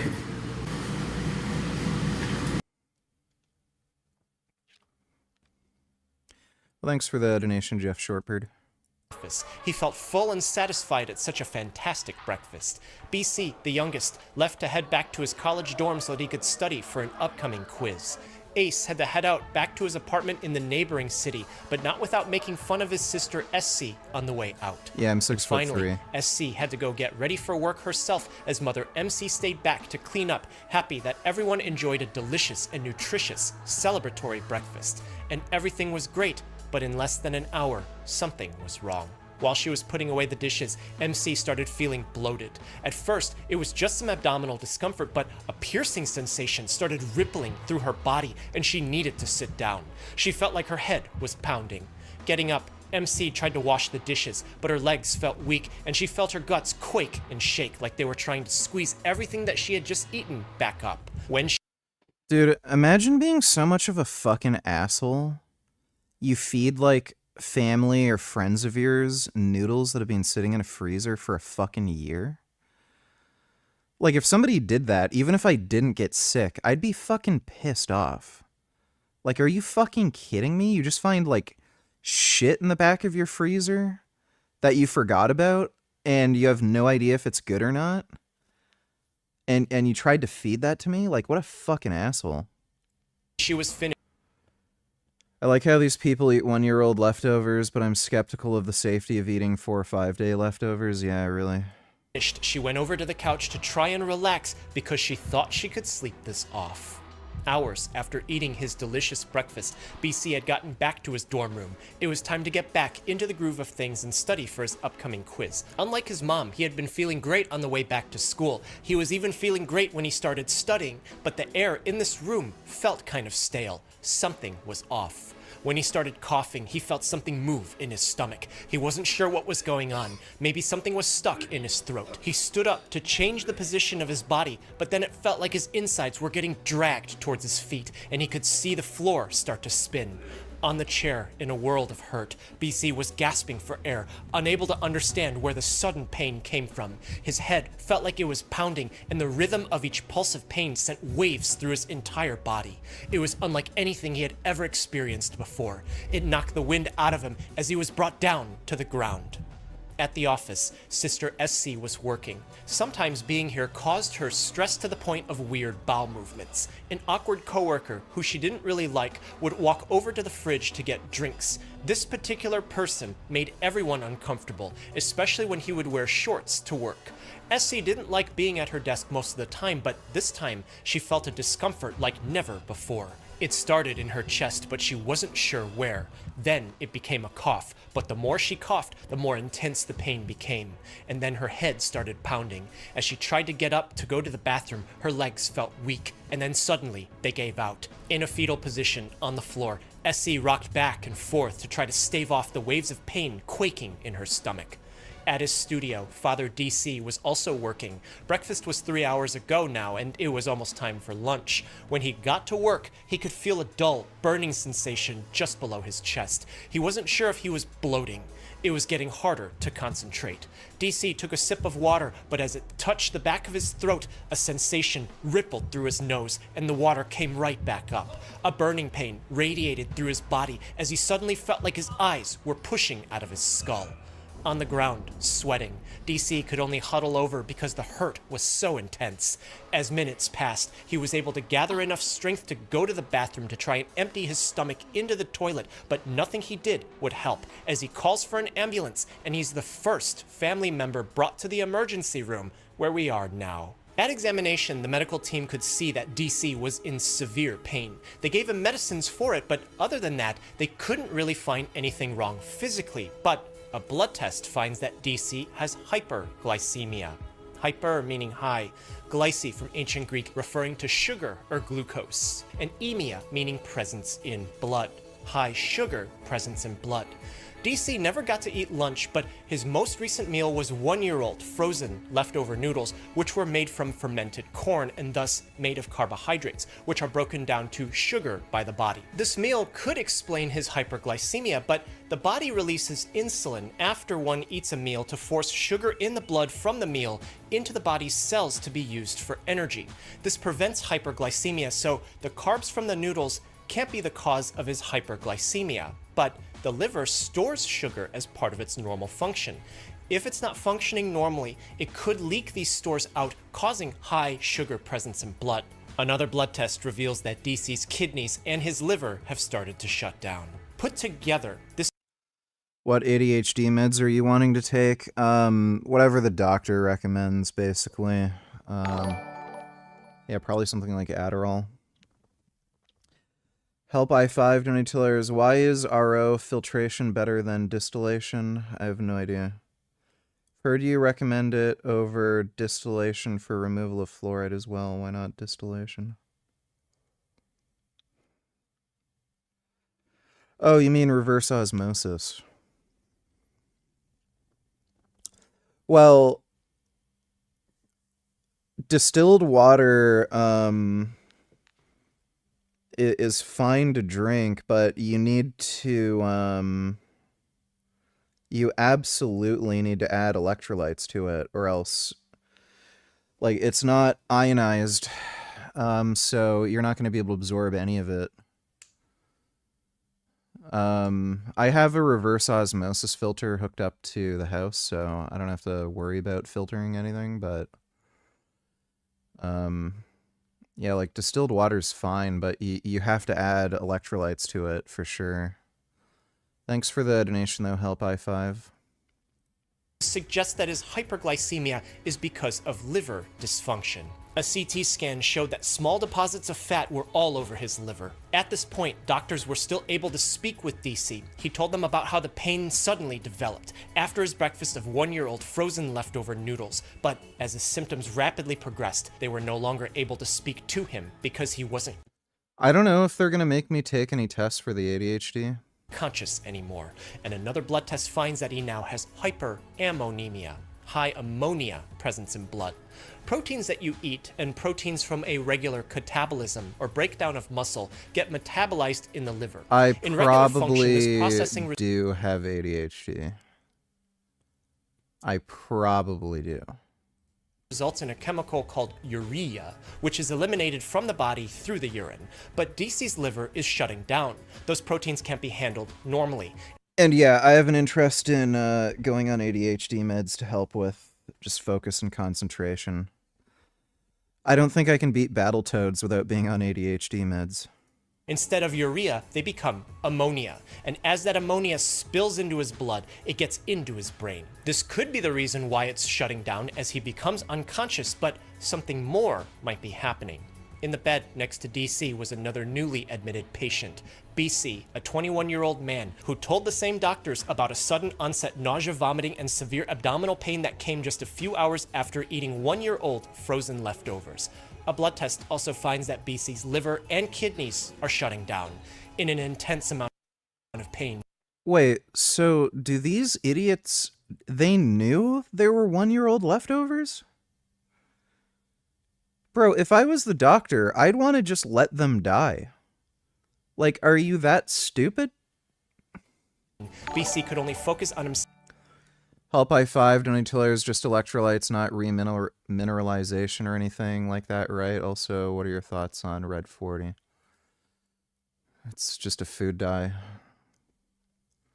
Don't really have any thoughts on Red 40. I don't know what you mean by remineralization. In order to absorb the water and be hydrated, it needs to have like ions in it, so like electrolytes, and there's none in distilled water, like literally zero. So tap water even isn't particularly good for hydration. Like, you probably should add electrolytes to water to absorb it properly, but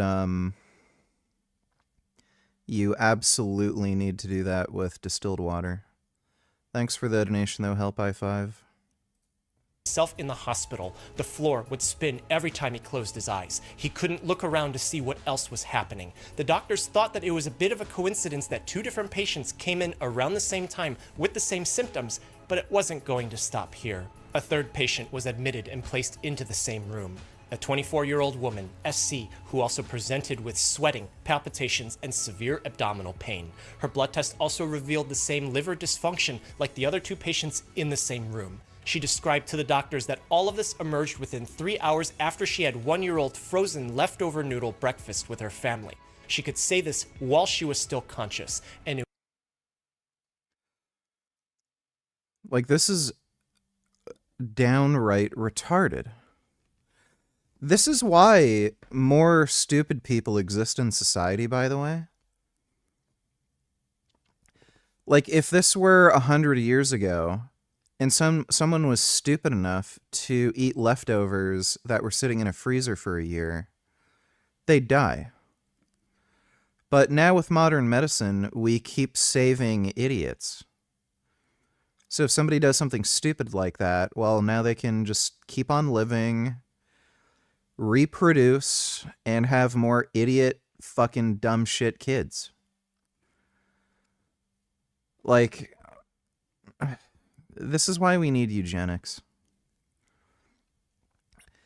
It wouldn't be such a problem to save idiots like this if they just weren't allowed to breed. it was here where one of the doctors really noticed the pattern. These patients all had the same last name, although it was a very common one. They all ate the same breakfast at around the same time. At this point, none of them could be asked if they recognize each other because they were all incapacitated. This rapid onset of symptoms on the order of minutes to just a couple of hours not only gives the medical team some clues as to what happened, but it also gives them reason to suspect a potential outbreak that needs to be reported to local authorities so that they can alert the public that something terrible could be spreading around. The fermented sour soup corn noodles that the family had eaten is called swantangzi. Mother MC had prepared it 1 year earlier following the traditional process. When it was freshly made, some family members had also eaten it and nothing happened. Everyone had a nutritious meal. But when it was defrosted and prepared this second time, something had gone wrong. Food is frozen because the 0-degree temperature inactivates the bacteria and molds that cause spoilage, allowing us to eat the food at a later date. But that inactivation doesn't eliminate these microbes. If they were there in large amounts before freezing, they're still there during and after the freezing. But are they really the problem here? Food poisoning can cause stomach pain and liquid to exit both ends of the body on the order of minutes to hours. That's from the microbes. But food poisoning isn't sudden kidney and liver failure happening on the order of minutes to hours after eating the food. It's very unlikely that bacteria or fungus could do this quickly. This rules out an infectious cause of their problems, meaning that a toxin or a poison is somehow involved, and it's involved with the noodles when they were thawed and prepared the second time. But it's not just their kidneys and liver shutting down now, but also their brain, because BC, DC, and SC have all become unconscious. Just before one of the family members had fallen ill, they had called Ace to tell them that they were going to the hospital. No one else could be reached because everyone was becoming ill. In a rush, Ace left work. He only expected the one who contacted him to be sick, but when he arrived to the hospital, he got to the department. When the doctor brought him to the room, her suspicions were confirmed. Everyone here was family, and to Ace's shock, almost his entire family was here. Given that he was the only one who didn't eat these noodles that morning, it prompted the doctor to give more information to the public health authorities. At the local office, investigators immediately started to take a look. In less than 24 hours, they were able to get samples of the exact noodles that were eaten during that breakfast. Realizing that these were homemade, it gave them some... Rachel Wilson just debated an F-list today. F-list got wrecked. I don't know who Rachel Wilson is. F-lists are all crazy people. F-lism as defined by Enmendum, Gary, it makes no sense. If you just take it as the position that, we ought to destroy all life, it's not unsensible. Like, I can understand the position, but promoting F-lism as like some sort of political cause is retarded. It's just like antinatalism. It just like what does it get you? Nothing. It's just stupid. relief because a commercial product would have been distributed. Oh, Andrew Wilson's wife. Yeah, I mean, I know Andrew Wilson, like, he's crazy, but he's not, like, a stupid guy. Like, I've never debated his wife or anything. I don't know if she's a particularly good debater, but effalism's something that's pretty easy to argue against. More widely, but this wouldn't preclude the possibility that contaminated ingredients used to make these noodles could be out in the public. In the hospital, Ace was in disbelief, but it wasn't finished. Yeah, I remember about that guy who bombed the, it was a fertility clinic, not an abortion clinic. And, yeah, the guy was an ephalist who was a fan of Amendum. A fourth patient, MC, a 44-year-old woman, was admitted to the hospital with the same nausea, vomiting, and diffuse bleeding before she fell unconscious while receiving treatment. Ace, in a panic, had no idea what to do. His entire family was in this room just hours after eating breakfast, celebrating a holiday. The liver is one of the largest organs in the body. Because of this size, Halden, Donatellos, thought you didn't need to remineralize your water. There's not really any minerals in water. You just need water to be ionized. I thought you get enough electrolytes from diet, and electrolytes are overhyped. Well, if you're an athlete, you absolutely need electrolytes to be added to your water. If you're a normal person, maybe not. But if you're exercising regularly and at high intensity, you absolutely need it. Thanks for the donation, though, Halden. Substantial percentage of the body's blood is flowing through it at any given time. It's one of the most metabolically active parts of the body because it chemically processes everything that passes through it, meaning that it needs a lot of energy. Do you remember DC's hyperammonemia? It happened because his liver couldn't process proteins into urea anymore, leaving it as ammonia. The liver needs energy to perform this conversion, but because this conversion isn't happening anymore, then we could say that there might be something wrong with the liver's energy production. When DC, BC, SC, and MC all presented to the emergency room, they had hyperglycemia. But hours after being admitted into the hospital, repeat blood tests find that they all have hypoglycemia, low sugar presence in blood. If sugar is supposed to be used by cells to make energy, and everyone's blood sugar suddenly went from high to low, and their livers aren't performing functions that require a lot of energy, then what exactly is happening? Well, human nutrition is made of 3 macronutrients: carbohydrates, proteins, and fats. These all get converted to energy in the body. We just established that every family member who fell ill is having problems with not only carbohydrates, but they're also having problems with proteins as well. But what about fats? CT scans of everyone's abdomen at admission found fatty deposits all over everyone's liver. The liver tried to release sugar because the body thought cells needed it to make more energy. But then those stores ran out. The liver couldn't process proteins anymore. Ammonia spilled into the blood, possibly shutting down their brains. And when the body tried to use fats to produce energy, the lipids backed up and started flooding the cells. All of this happening everywhere in the body, but most visible in the liver. This gives doctors and public health investigators more clues as to what happened. The mitochondria is the powerhouse of the cell. Every cell has thousands of them, and they produce energy through a huge series of chemical reactions, and by exploiting electrochemical differences. Because this process is so long and so complex, with so many moving parts, it means that there's a high potential for exogenous substances to disrupt any single part, shutting down the entire process. For example, cyanide shuts down electrical activity here in the mitochondria, starving cells of energy. Aspirin, in very large doses, dissipates the electrochemical difference, preventing the final step of energy production. And a medicine used for seizures and migraine, among other ailments, known as valproic acid, can sometimes stop the processing of fats for energy in the mitochondria and causing fats to spill out into the cell. But none of these substances were in the fermented corn noodles that the family ate. So what exactly was there? When the 4 family members presented to the emergency room, doctors had pumped their stomachs. At the time, they weren't sure exactly what happened, and this was a measure that could possibly mitigate some of the issues that they were having. Public health investigators examined that fluid and compared it to the findings from the samples of noodles that they collected at the house. And what they found told them everything that they needed to know. One bacteria that can appear on corn is Burkholderia gladioli. It's found in soil. Investigators didn't find this bacteria on the noodle samples, and that should make sense because the noodles were cooked, and cooking kills bacteria.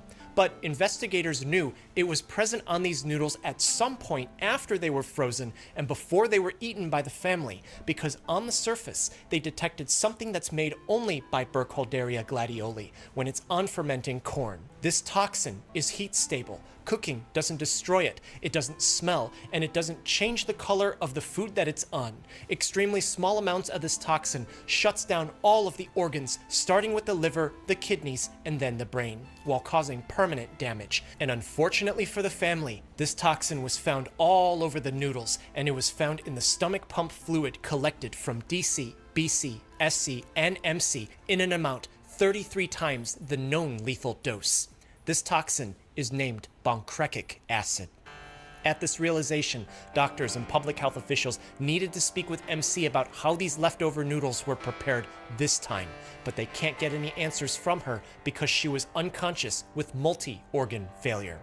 Boncrecic acid doesn't interfere with energy production, but rather it prevents adenosine triphosphate, the molecule that cells use for energy, from being released. This mechanism is so delicate that there's a different toxin that does the same thing, but on the opposite side of the membrane.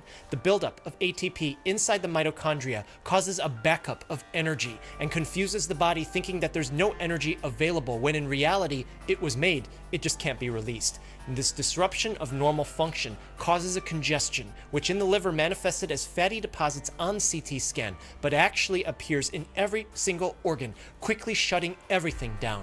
Cells can't perform any function, and they quickly cease to exist. But why does Burkholderia gladioli make boncrecic acid on fermented corn? When you look at the chemical structure, boncrecic acid looks like a fat. Corn and coconut contain very specific fats.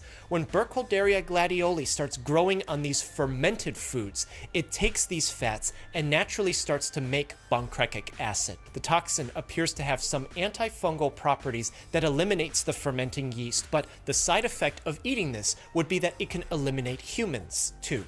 This has been known for hundreds of years. In Indonesia, a dish known as tempeh is usually prepared from fermented soybeans, but a variation known as tempeh bongkrek is made from fermented coconut. In the 1930s, during economic downturn, people started to make their own tempeh bongkrek from abundant coconuts rather than buy it prepared from experienced producers. The inexperience in preparation would manifest as a fatal food poisoning, which started to happen so frequently that two Dutch scientists set out to examine why it was happening. They identified that a bacteria named Pseudomonas cocovenenans had grown on the fermented coconut and had made 3 different chemicals, the most toxic one known now as boncrecic acid. When the genes of Pseudomonas cocovenenans was analyzed several years later, it was renamed to Burkholderia gladioli, Pathovar cocovenenans.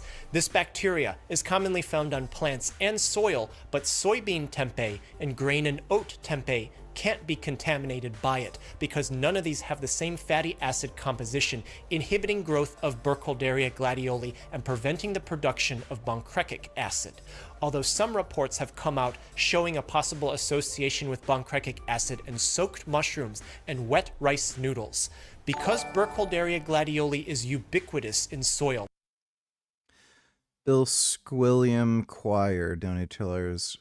Thrashing a $5 million LaFerrari like it owes him money.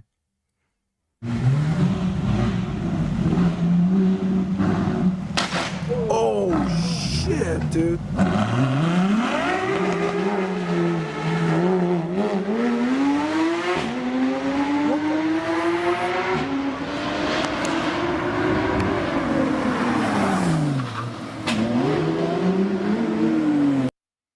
What the fuck is this asshole doing?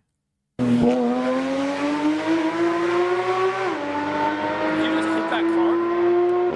What the fuck, dude? Oh shit, it's smoking.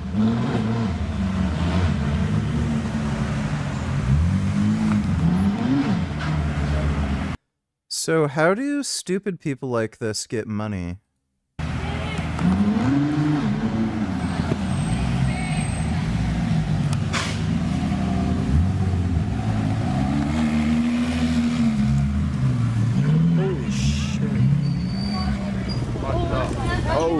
shit, dude. I want on their Bugatti. Oh, then I'm coming.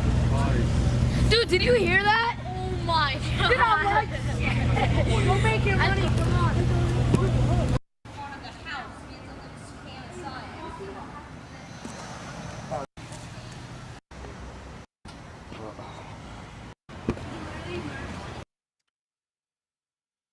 Well, yeah, I guess when you're dumb and make money, you do that. Thanks for the donation, dude. It's possible that these mushrooms and certain rice can have some of the same lipid profile to encourage the bacterial growth and toxin production, but this is likely very uncommon.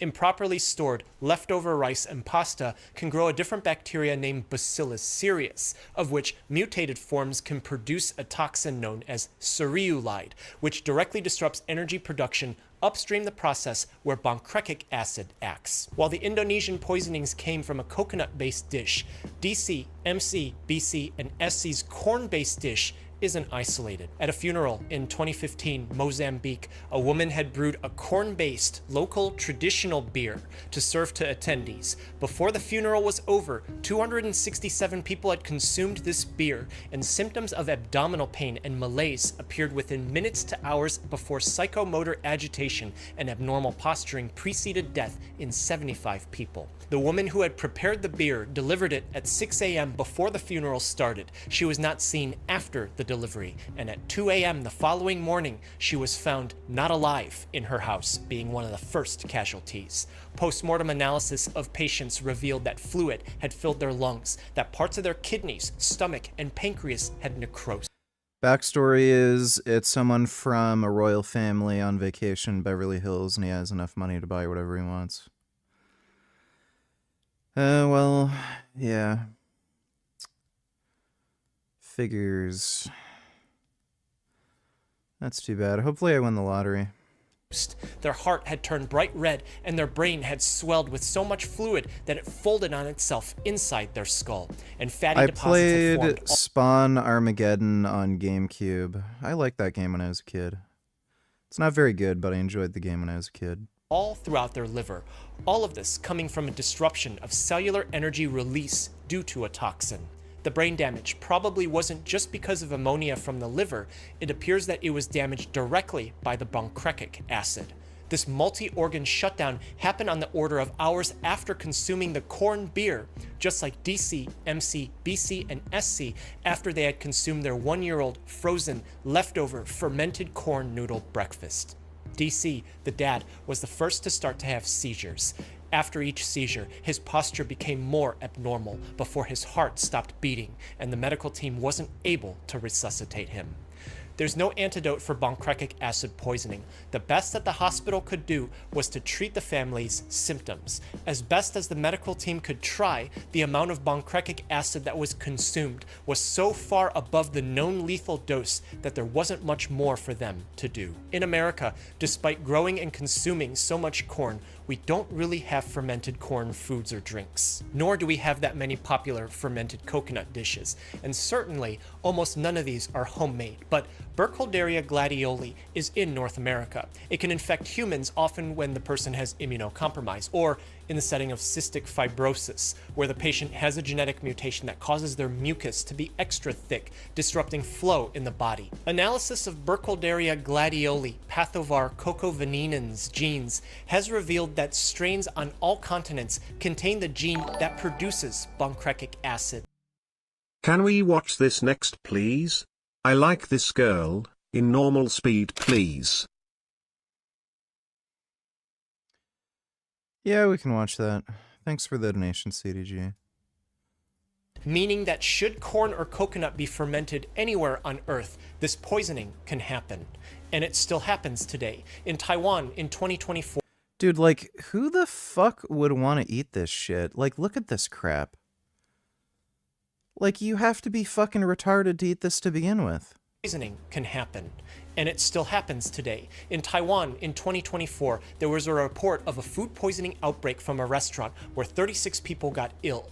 When investigators looked closer, they found pancreatic acid. A chef might have handled food that was contaminated with the toxin that resulted in at least 5 fatalities. Or it's the food that might have been improperly processed in a way where Burkholderia gladioli contaminated it with likely prove very difficult.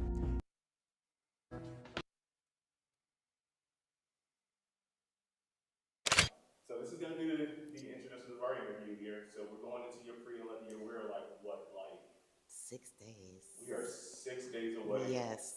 From the 2025 Mr. Olympia, who is pain that I've gone through. They don't know having to back out of the Olympia.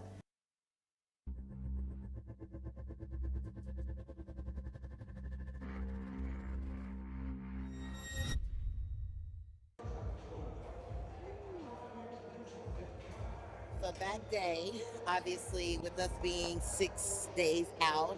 Oh my god, the audio in this video sucks. Intensity, we're still keeping it as high as we can. Obviously, today actually is a low day for me. For those who kind of don't know how a peak works, depending on where you are with your diet right now, for me, it's worked better to keep my food low so that obviously I'll say about 2 or 3 days out, that's when we start the carbon process to really keep No, I wouldn't say she's cute. everything nice and cool. So right now we are on a low day. So energy is a little low, but that doesn't mean that I'm gonna let that affect my training. So still keep everything the same as best as possible. Nothing too crazy. It's all about playing smart. We're not shooting to grow. Obviously, with 6 days, the work is already done. This is just to keep the muscles nice and full, keep the pump going, so that we can be ready for what's to come in 6 days on stage.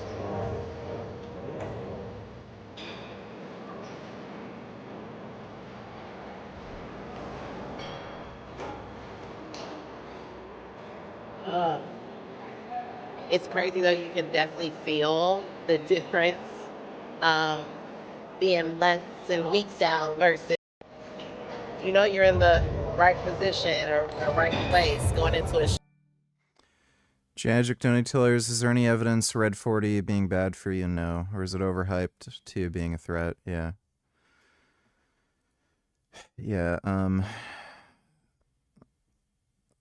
like, with all these food additives, what you're, like, Red 40 is gonna be in, like, candy, like if you're eating Skittles.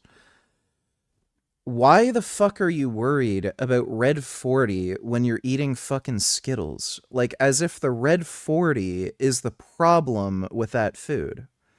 Like, it's just stupid. So, thanks for the donation, though, dude. Holy shit, holy shit, holy shit. Justin Trudeau and Katy Perry are dating. Are you happy for them?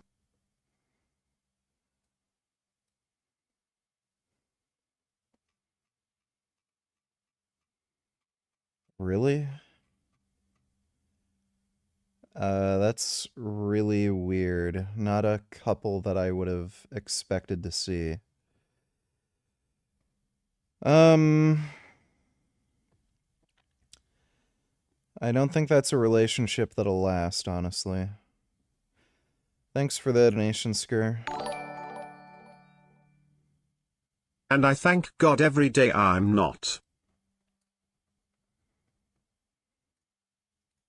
Blend of different types of leaves. And this is my banga extra. This is my well-cooked goat meat. And this is my very soft pomo. This is my stockfish. And also this is my panla fish. I added more palm oil because my banga was not enough. Then I went in with my locust beans. I be no be locust beans them they call be like saying a native maggi. Trust me at your own risk. I cover my pot and I open them again. Make sure to boil this soup well so that it go thick small. Now what is black soup without catfish? Only my Benin people will understand this one. I know some of you be wondering why I didn't put salt and maggi. Well, it's because I properly seasoned all my protein before I kind of hate her voice. That looks like something you'd pull out of a sewer. Well, South Africa's a stupid place. Thanks for the donation, retard. Show when you're feeling this fatigue. But like I say all the time, it's an honor and a privilege to have and this feeling because, again, when you're going on that Olympia stage, you want to know that you put every. Can you kind of go into the process and the thought process of why the switch happened? Yeah. And obviously, we're going to talk about New York Pro 2024. Absolutely. Yes, yes. So literally, like I said, starting back in figure, my body just kept growing and growing. And then when I switched to my coach in 2022, that was our first Olympia together, women's physique. As soon as we got off the stage, we both spoke and we said, how you feel about bumping up?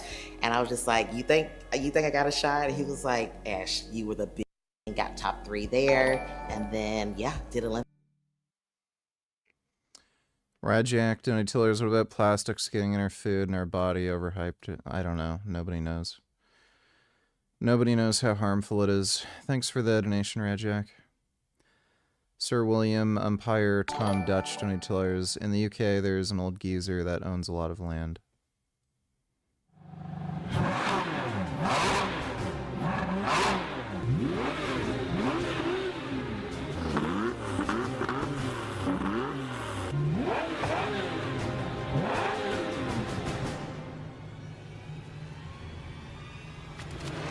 It's a nice burb.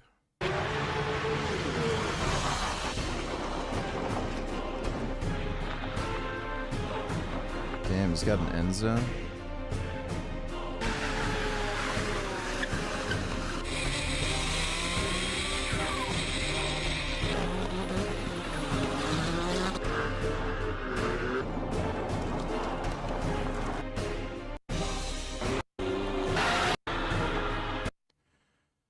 I really like his F40 in the Enzo. Or did he have an F40? He had an F50. Am I imagining things? Yeah, that's an F50. The F50 is a nice car, but I prefer the F40. The Enzo is just a fucking sick car, though. Thanks for the donation, dude. Olympia and then got my qualification for this Olympia. So lots and Ashley moved a little because Yeah, she's just kind of boring, so. A woman drank 4 liters of juice every day for 3 years. This is what happened to her organs. JL is a 45-year-old woman presenting to the emergency room with nausea and extreme abdominal pain. She tells the admitting physician that she lost at least 20 pounds over the last few weeks. Years ago, JL noticed that her eyes would hurt for no reason. Every time she tried to blink, it was pain. Her mouth was dry. She had never been this tired in her life, and she went to go get this checked out. In the hospital, the physical exam and blood test were clear. JL was dehydrated. Tears and saliva are made from water. The brain needs proper hydration to function adequately. If she doesn't have enough water, then she'll have problems with all of these things. So the doctor told her, I think you need to drink a little more water, around 3 liters a day for women. She doesn't need to worry. This is an easy fix. No medicines needed, as she was discharged from the hospital with these directions. But when JL got home, she drank more water than she had ever had in her life, and it did nothing. JL had always enjoyed orange juice. Thinking that it would help, she tried to have a glass, and then her dry mouth was fixed. Even if it was just for a short time, it was better than water. A glass before bed would help her sleep a little bit better, but a glass here and there started becoming several liters every day, and the more she drank, the thirstier she got. JL thought her dry mouth was fixed, but when she didn't drink the juice, the dryness really never went away, and her eyes were still dry. She started Sounds like she has diabetes. feeling really tired all the time. It wasn't just fatigue though. JL started noticing a gnawing sensation in her stomach. She would feel like she was in trouble and that for some reason something was happening that was all her fault. But nothing had changed. This anxiety started eating away at her and she didn't know where it was coming from. One evening after dinner, JL's stomach started to hurt. It was a pain so intense like nothing she had ever felt before. She felt like she was going to have a panic attack as she goes to the emergency room where we are now. At examination, the medical team finds that JL is in pain and distress. Despite feeling thirsty, she wasn't able to keep Yeah, the Bugatti EB110 is really cool. I like how it has timing gears rather than a stupid timing chain. Why the fuck doesn't every car have timing gears? It's so stupid. Guy in Utah is the highest mileage Enzo in the world and pays a guy to drive it. That's funny. Wish I could get paid to drive an Enzo. Anything down, and she could only keel over in a world of hurt. A blood test finds that JL has hyperglycemia. Hyper meaning high, glyce from Greek referring to glucose or sugar, and emia meaning presence in blood. High sugar presence in blood. If JL had been consuming 4 liters of juice every day for a long time, and she has hyperglycemia, well, juice has a lot of sugar, so this should make sense. Except the medical team don't know that she's been drinking this juice. She didn't tell them. And when they looked closer, they also find that she has acidemia, acid presence in blood. But what does that mean? The body's cells are constantly functioning to maintain normal homeostasis. To function requires energy, and the process of making energy is called metabolism. A byproduct produced during metabolism is acid. Okay, to all your poop heads in chat, I'm vegan now. Okay? Please stop saying I'm a carnist already. And stop listening to that idiot Michael from Quebec. You really gonna believe the French guy? Really? He eats fucking chocolate croissants, pussy boy. Alright, well thanks for clearing that up for us. Appreciate the donation, CDG. If JL has hyperglycemia and sugar is used to produce energy, then we could say that something might have gone wrong with her metabolism, causing excess acid to spill into her blood. This could mean that her body, for some reason, is making more acid than normal, but why is it doing that? The opposite of acid is base. The body balances both. If acid is high, then base is low. But did JL's body suddenly make a lot of acid, or did it suddenly lose a lot of base? Well, the kidneys maintain acid-base balance through the urine. The blood test reveals that JL's kidneys are shutting down, so they might be unable to eliminate acid, causing an accumulation, or they might be getting rid of too much base. When the medical team tests JL's urine, they find a massive presence of a chemical called a ketone, and this gives them more clues as to what's happening. When you eat, food quickly breaks down into sugar, proteins, and fats and absorbs from the small intestines into the liver and then into the bloodstream. It's here, after the meal, where the pancreas releases the hormone insulin to shove sugar from the blood into the body's cells to be used for energy. The problem is, during times of extreme stress, the body releases a different set of hormones. Insulin is a rest and digest hormone, but extreme stress is a time of fight or flight, and that takes precedence because it's often an immediately life-threatening stimulus triggering it. The liver is forced to release stores of sugar, causing blood sugar to increase. Fats are liberated as an additional energy source for the body, but in this setting, the body's too rushed, and these fats aren't broken down correctly. They become keto acids. These cause not only intense abdominal pain, but also dehydration, explaining most of what's happening to JL, but something's wrong. This doesn't happen to healthy people. When this happens to a patient, their body has had an underlying problem with insulin for some time. This means that she could have diabetes, but JL had no record of diabetes. No one knew about her 4 liters of juice daily. She didn't tell them. What doctors did find was that JL had pancreatitis. Itis meaning an inflammation, and pancreas being the organ that produces and releases insulin along with digestive hormones and enzymes. Do you remember extreme stress? Well, pancreatitis is the immune system responding to the I love how these fucking morons just do the weirdest shit, like drink 4 liters of juice per day. They don't think like, oh, maybe the weird, stupid thing I'm doing is related to this, and like it's just so normal to them, like they don't even think to tell the doctor or ask.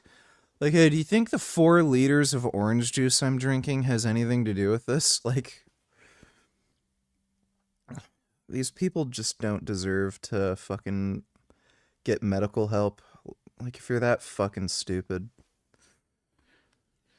He owns crazy cars. It's Richard Loss, and weird fact, but the roof the assassin shot Charlie from was the Loss Center named after Richard's father and mother. Oh, that's weird.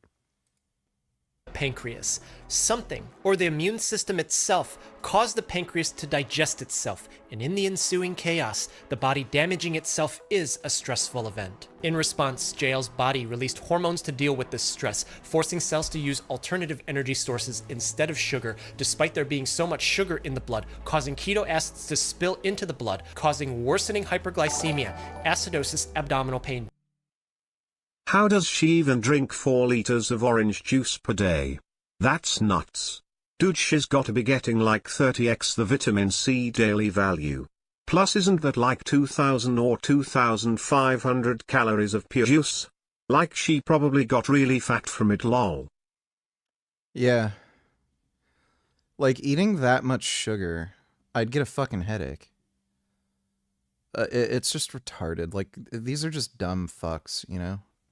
Thanks for the donation, CDG. Dehydration and kidney failure, explaining everything happening to JL. If her problem is dehydration, give her fluids. And if her body can't produce or release enough insulin relative to what her cells can respond to, then give her insulin. As the days pass with this treatment, JL seemed to get a little bit better. She was mostly on IV fluids, so her mouth was so terribly dry. But when she was well enough to go home, things seemed like they were getting better. Oh, and good, she was more doing orange okay, juice. but only for a short time. One morning, JL was brushing. Blackberry donated $2. What's the biggest healthy food that's actually harmful? Processed yogurt, no question. Anytime you see a yogurt that says artificial fruit flavors or natural fruit flavors, that's code word for ain't got no fruit. Natural blueberry flavor. Quick way of saying no blueberries are in here. These flavorings are bactericidal. So you're eating the yogurt to get the probiotics, but the flavoring killed all the bacteria. So there's no probiotics in there. None of that's true. First of all, then you strip the fat out of it, and then you add processed ingredients like high fructose corn syrup, natural flavors, natural colors. So the health benefit you think from getting the probiotic is gone. Gary Brecka is a fraud and just makes shit up, and he's an idiot. Thanks for the donation, Blackberry. Her teeth, she noticed that her gums really hurt. There was bleeding all over the toothpaste. She wasn't eating much, but she kept drinking her juice every day. Everything in her body started to hurt, and it wasn't just her muscles. It felt like pain was going all the way down into her bones. At the dentist, JL had multiple cavities. She would drink her juice after brushing her teeth at night, and then go to bed. Because she didn't even rinse. Dude, who the fuck drinks orange juice after brushing their teeth? These vids are really interesting but at the same time stupid, lol. What's next? Man eats 3,000 chocolate bars. Why did his blood turn into pure sugar and he died? Not sure. Duh. Can you do your Dumbo hillbilly lip thing where you flip her lip finger?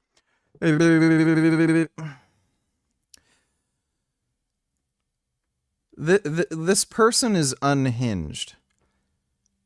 Orange juice tastes horrendous after you brush your teeth. This person brushed their teeth, then drank orange juice, and then went to bed. Like, oh my god. No one should help this person. Thanks for the donation, though, CDG. The sugar stayed in pockets inside her mouth. Bacteria ate that sugar and started producing acid that decayed her teeth, producing cavities. Some of the decay was so advanced, those teeth needed to be extracted. When the dentist looked inside her mouth, they noticed that it was unusually dry. After her teeth were pulled, she was given antibiotics and sent home, but she had trouble swallowing the pills, so she didn't even bother. Nothing was taken. God. As the days passed, JL started getting chills. She was having trouble breathing. She felt like her heart was... You know, I wish I knew who this person was. Like, do they live in a fucking trailer park?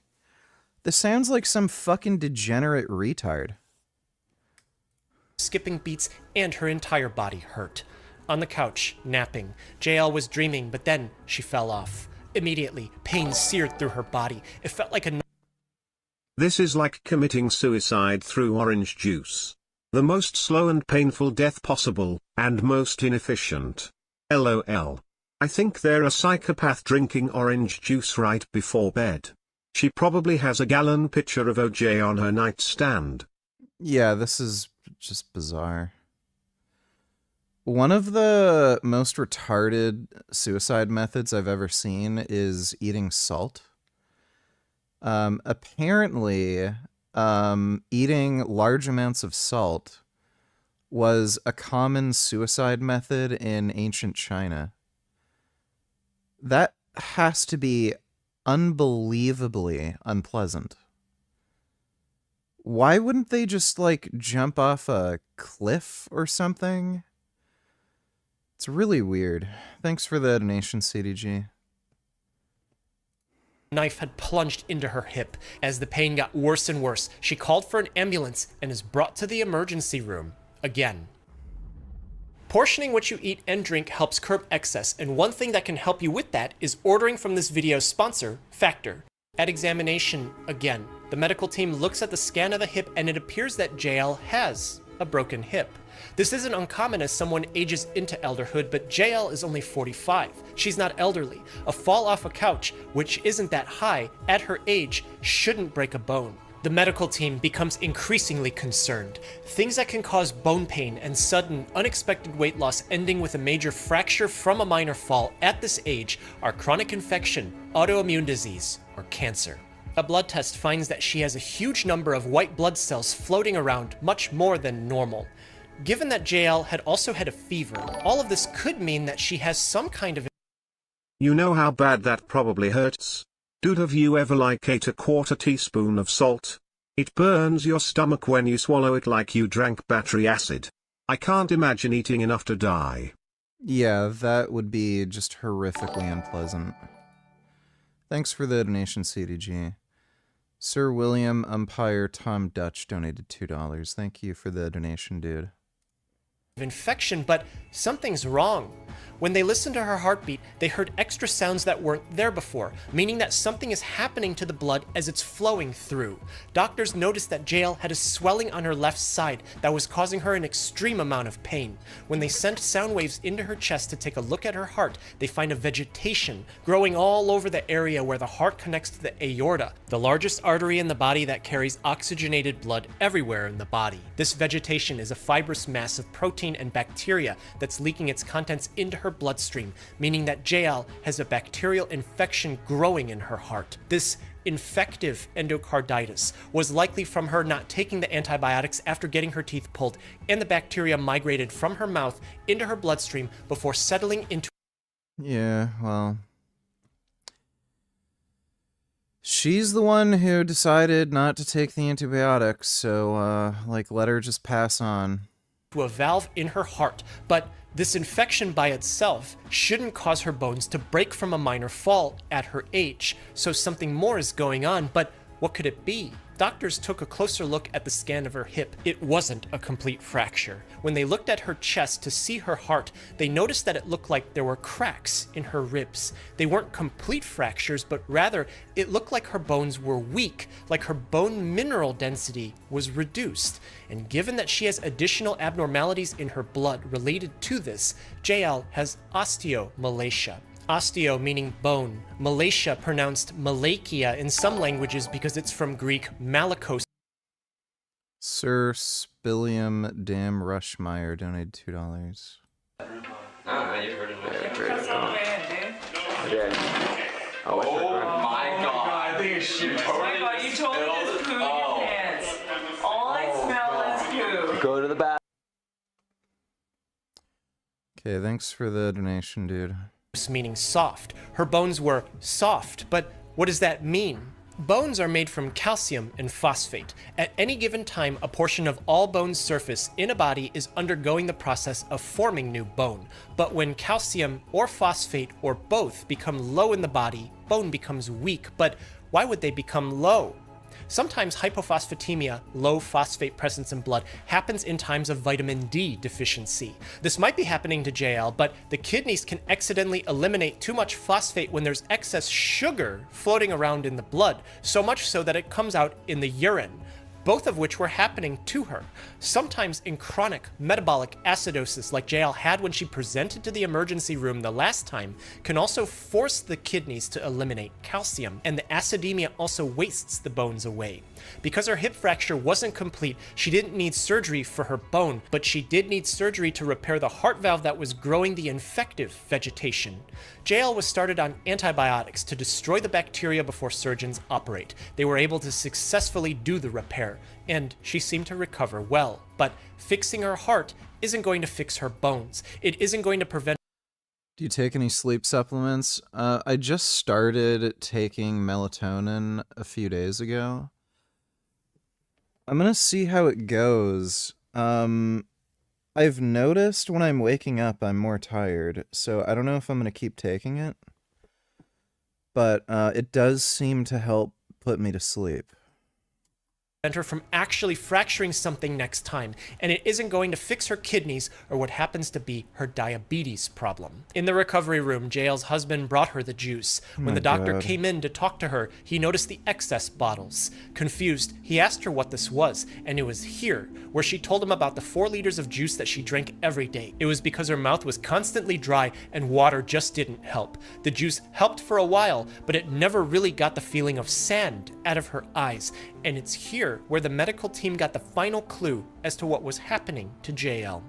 Do you remember the possibility of chronic infection, autoimmune disease, or cancer? No, I never said I got weird dreams from melatonin. Well, endocarditis wasn't a chronic infection. JL was tested for HIV and hepatitis C, chronic infections that can cause bone pain and sudden unplanned weight loss, but she didn't have any of those. She also didn't have cancer, but 2 of the doctors remembered when JL had come in with pancreatitis, and they never figured out exactly why. But how is this related to the 4 liters of juice? Pancreatitis is the immune system acting on the pancreas. In JL's case, the immune system may have initiated the damage, meaning it was autoimmune. If the medical team never fully ruled out autoimmune disease, and JL had been complaining about extreme dry mouth and dry eyes, even coming to the hospital multiple times because of those, then autoimmune disease might be why her mouth is dry. Looking closer in her blood, they found huge amounts of antibodies floating around, indicating that the immune system in JL's body was extremely active. This could be because she just had a life-threatening infection, but there was more. If her mouth was dry, it means that she isn't making saliva. The medical team took a sample of her salivary gland to look at underneath a microscope. They found white blood cells everywhere in the tissue, confirming that JL's immune system had been attacking her salivary glands, disabling them, stopping saliva production, and forcing her mouth to become dry. Because she isn't making tears anymore either, it means that the immune system has attacked her lacrimal glands too, causing her dry eyes. Putting all of this together, JL has primary Sjogren's disease, an autoimmune disease where the immune system attacks the salivary and lacrimal glands. At the moment, we don't know exactly what causes the immune system to target these specifically. It appears more often in women versus men, and it usually appears in mid-age. It could be due to environmental or genetic factors, but like many other autoimmune problems, we don't know for sure. What we do know is that the dry mouth prompted her juice consumption in search of relief, but in reality became an excessive 4 liters daily. The massive sugar Yeah, toasted sesame oil tastes good. load for so long caused metabolic derangements in her body, and adding sugar to a dry mouth rapidly decays the teeth, causing cavities at a minimum, and the ensuing poor oral hygiene can cause terrible infections in the body. An overactive immune system might have caused her pancreatitis the first time. Her kidneys had gotten damaged by the constant inflammation and started having trouble maintaining acid-base balance, leading to a chronic metabolic acidosis and to her bones demineralizing and weakening in her body. And without addressing the underlying inflammation early, her poor oral hygiene and tooth decay resulted in endocarditis. But it was a suspected broken hip that gave everyone a more clear idea of what was happening to Sir William von Squigglemeyer donated $2.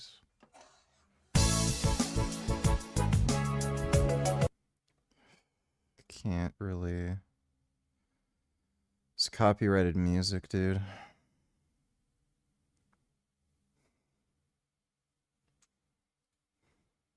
Okay, they suck at singing. Thanks for the donation. JL. These aren't the only things that can happen in Sjogren's disease, but they are what happened to her. As the medical team were able to get clarity on JL's condition, they were able to plan her treatment with her. Medicines can limit inflammation, but some of them, like corticosteroids, can come at the cost of debilitating side effects. Steroids. This was a huge help. I feel so amazing and well rested following this. 300 micrograms long-acting melatonin, glycine 3 grams, chamomile tea and 2 kiwis 3 hours before I go to sleep. to go to the bathroom. I mean, it's not a big deal, but it prevented me from getting 100% perfect sleep. Now I sleep throughout the night 95% of the time, and I'm getting 100% sleep scores. In this video I'll show you exactly what fixed it. From the surprising amino acid that reduces your nighttime urination to the optimal timing of melatonin. Timestamps for everything are down below. One of the more surprising results came from glycine. Glycine is my go-to longevity supplement, but it also has amazing effects on sleep.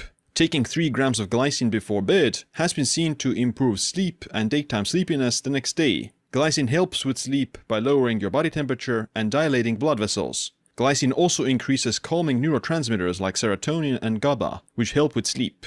When we're talking about nighttime urination specifically, then glycine has been shown to counteract that. Glycine has been seen to reduce nighttime urination in several human studies.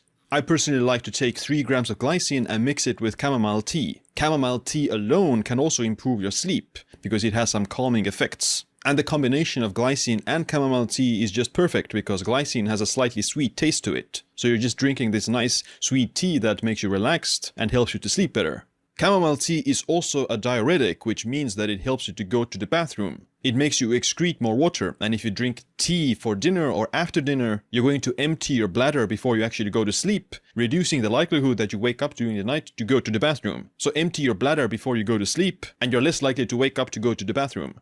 Speaking of diuretics, then drinking too much water and liquids in the evening can definitely make you go to the bathroom. Hydration is important, but if you go to the bathroom every hour and you wake up several times throughout the night to go to the bathroom, then you're overdoing it. Interestingly, I've noticed that once I've increased my carbohydrate intake, I'm less likely to go to the bathroom at night, and they also improve my sleep.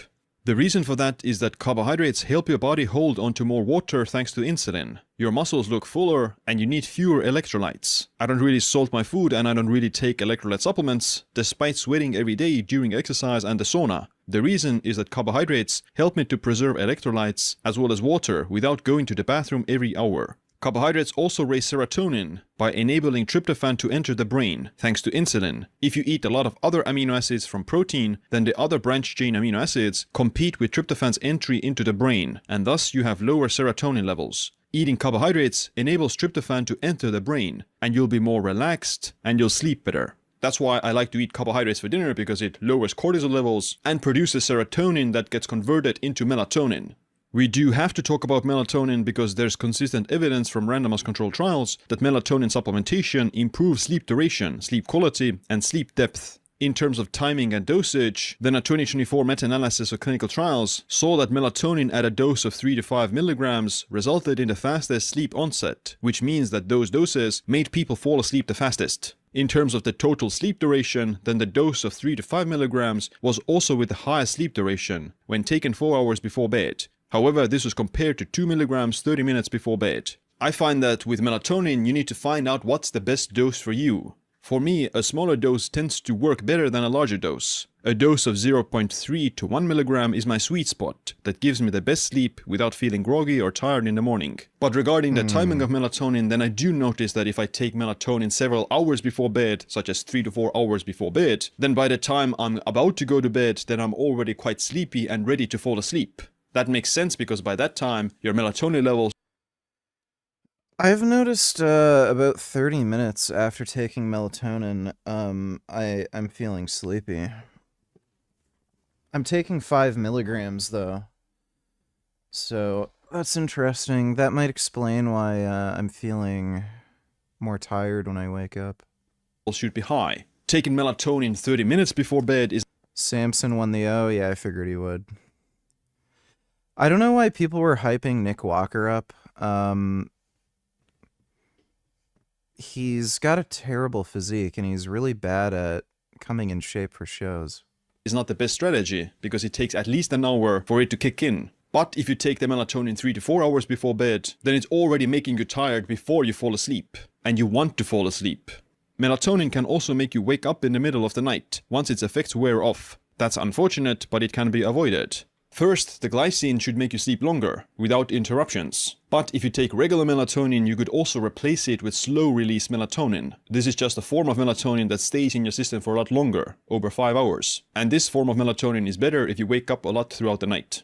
One additional thing I've been doing over the last few years is eating a few kiwis before bed. Randomized controlled trials have found that 2 kiwis before bed reduce the time it takes to fall asleep by about 30%, increase total sleep time by about 10%, and Dude, how in the fuck are you supposed to take 2 kiwis before bed? It's impossible to find ripe kiwis, and you never know when the fuck they're gonna be ripe. I've bought kiwis, and like 2 weeks later, they're still not ripe. improve sleep efficiency by about 5%. I personally do notice an effect, and I sleep a lot better if I take the kiwis. I have 2 kiwis after dinner as a dessert. Kiwis also contain a lot of vitamin C that helps your body to clear out caffeine. So if you're someone who consumes too much caffeine, or you consume caffeine too late in the day, you can clear it out faster with vitamin C, such as oranges or kiwis.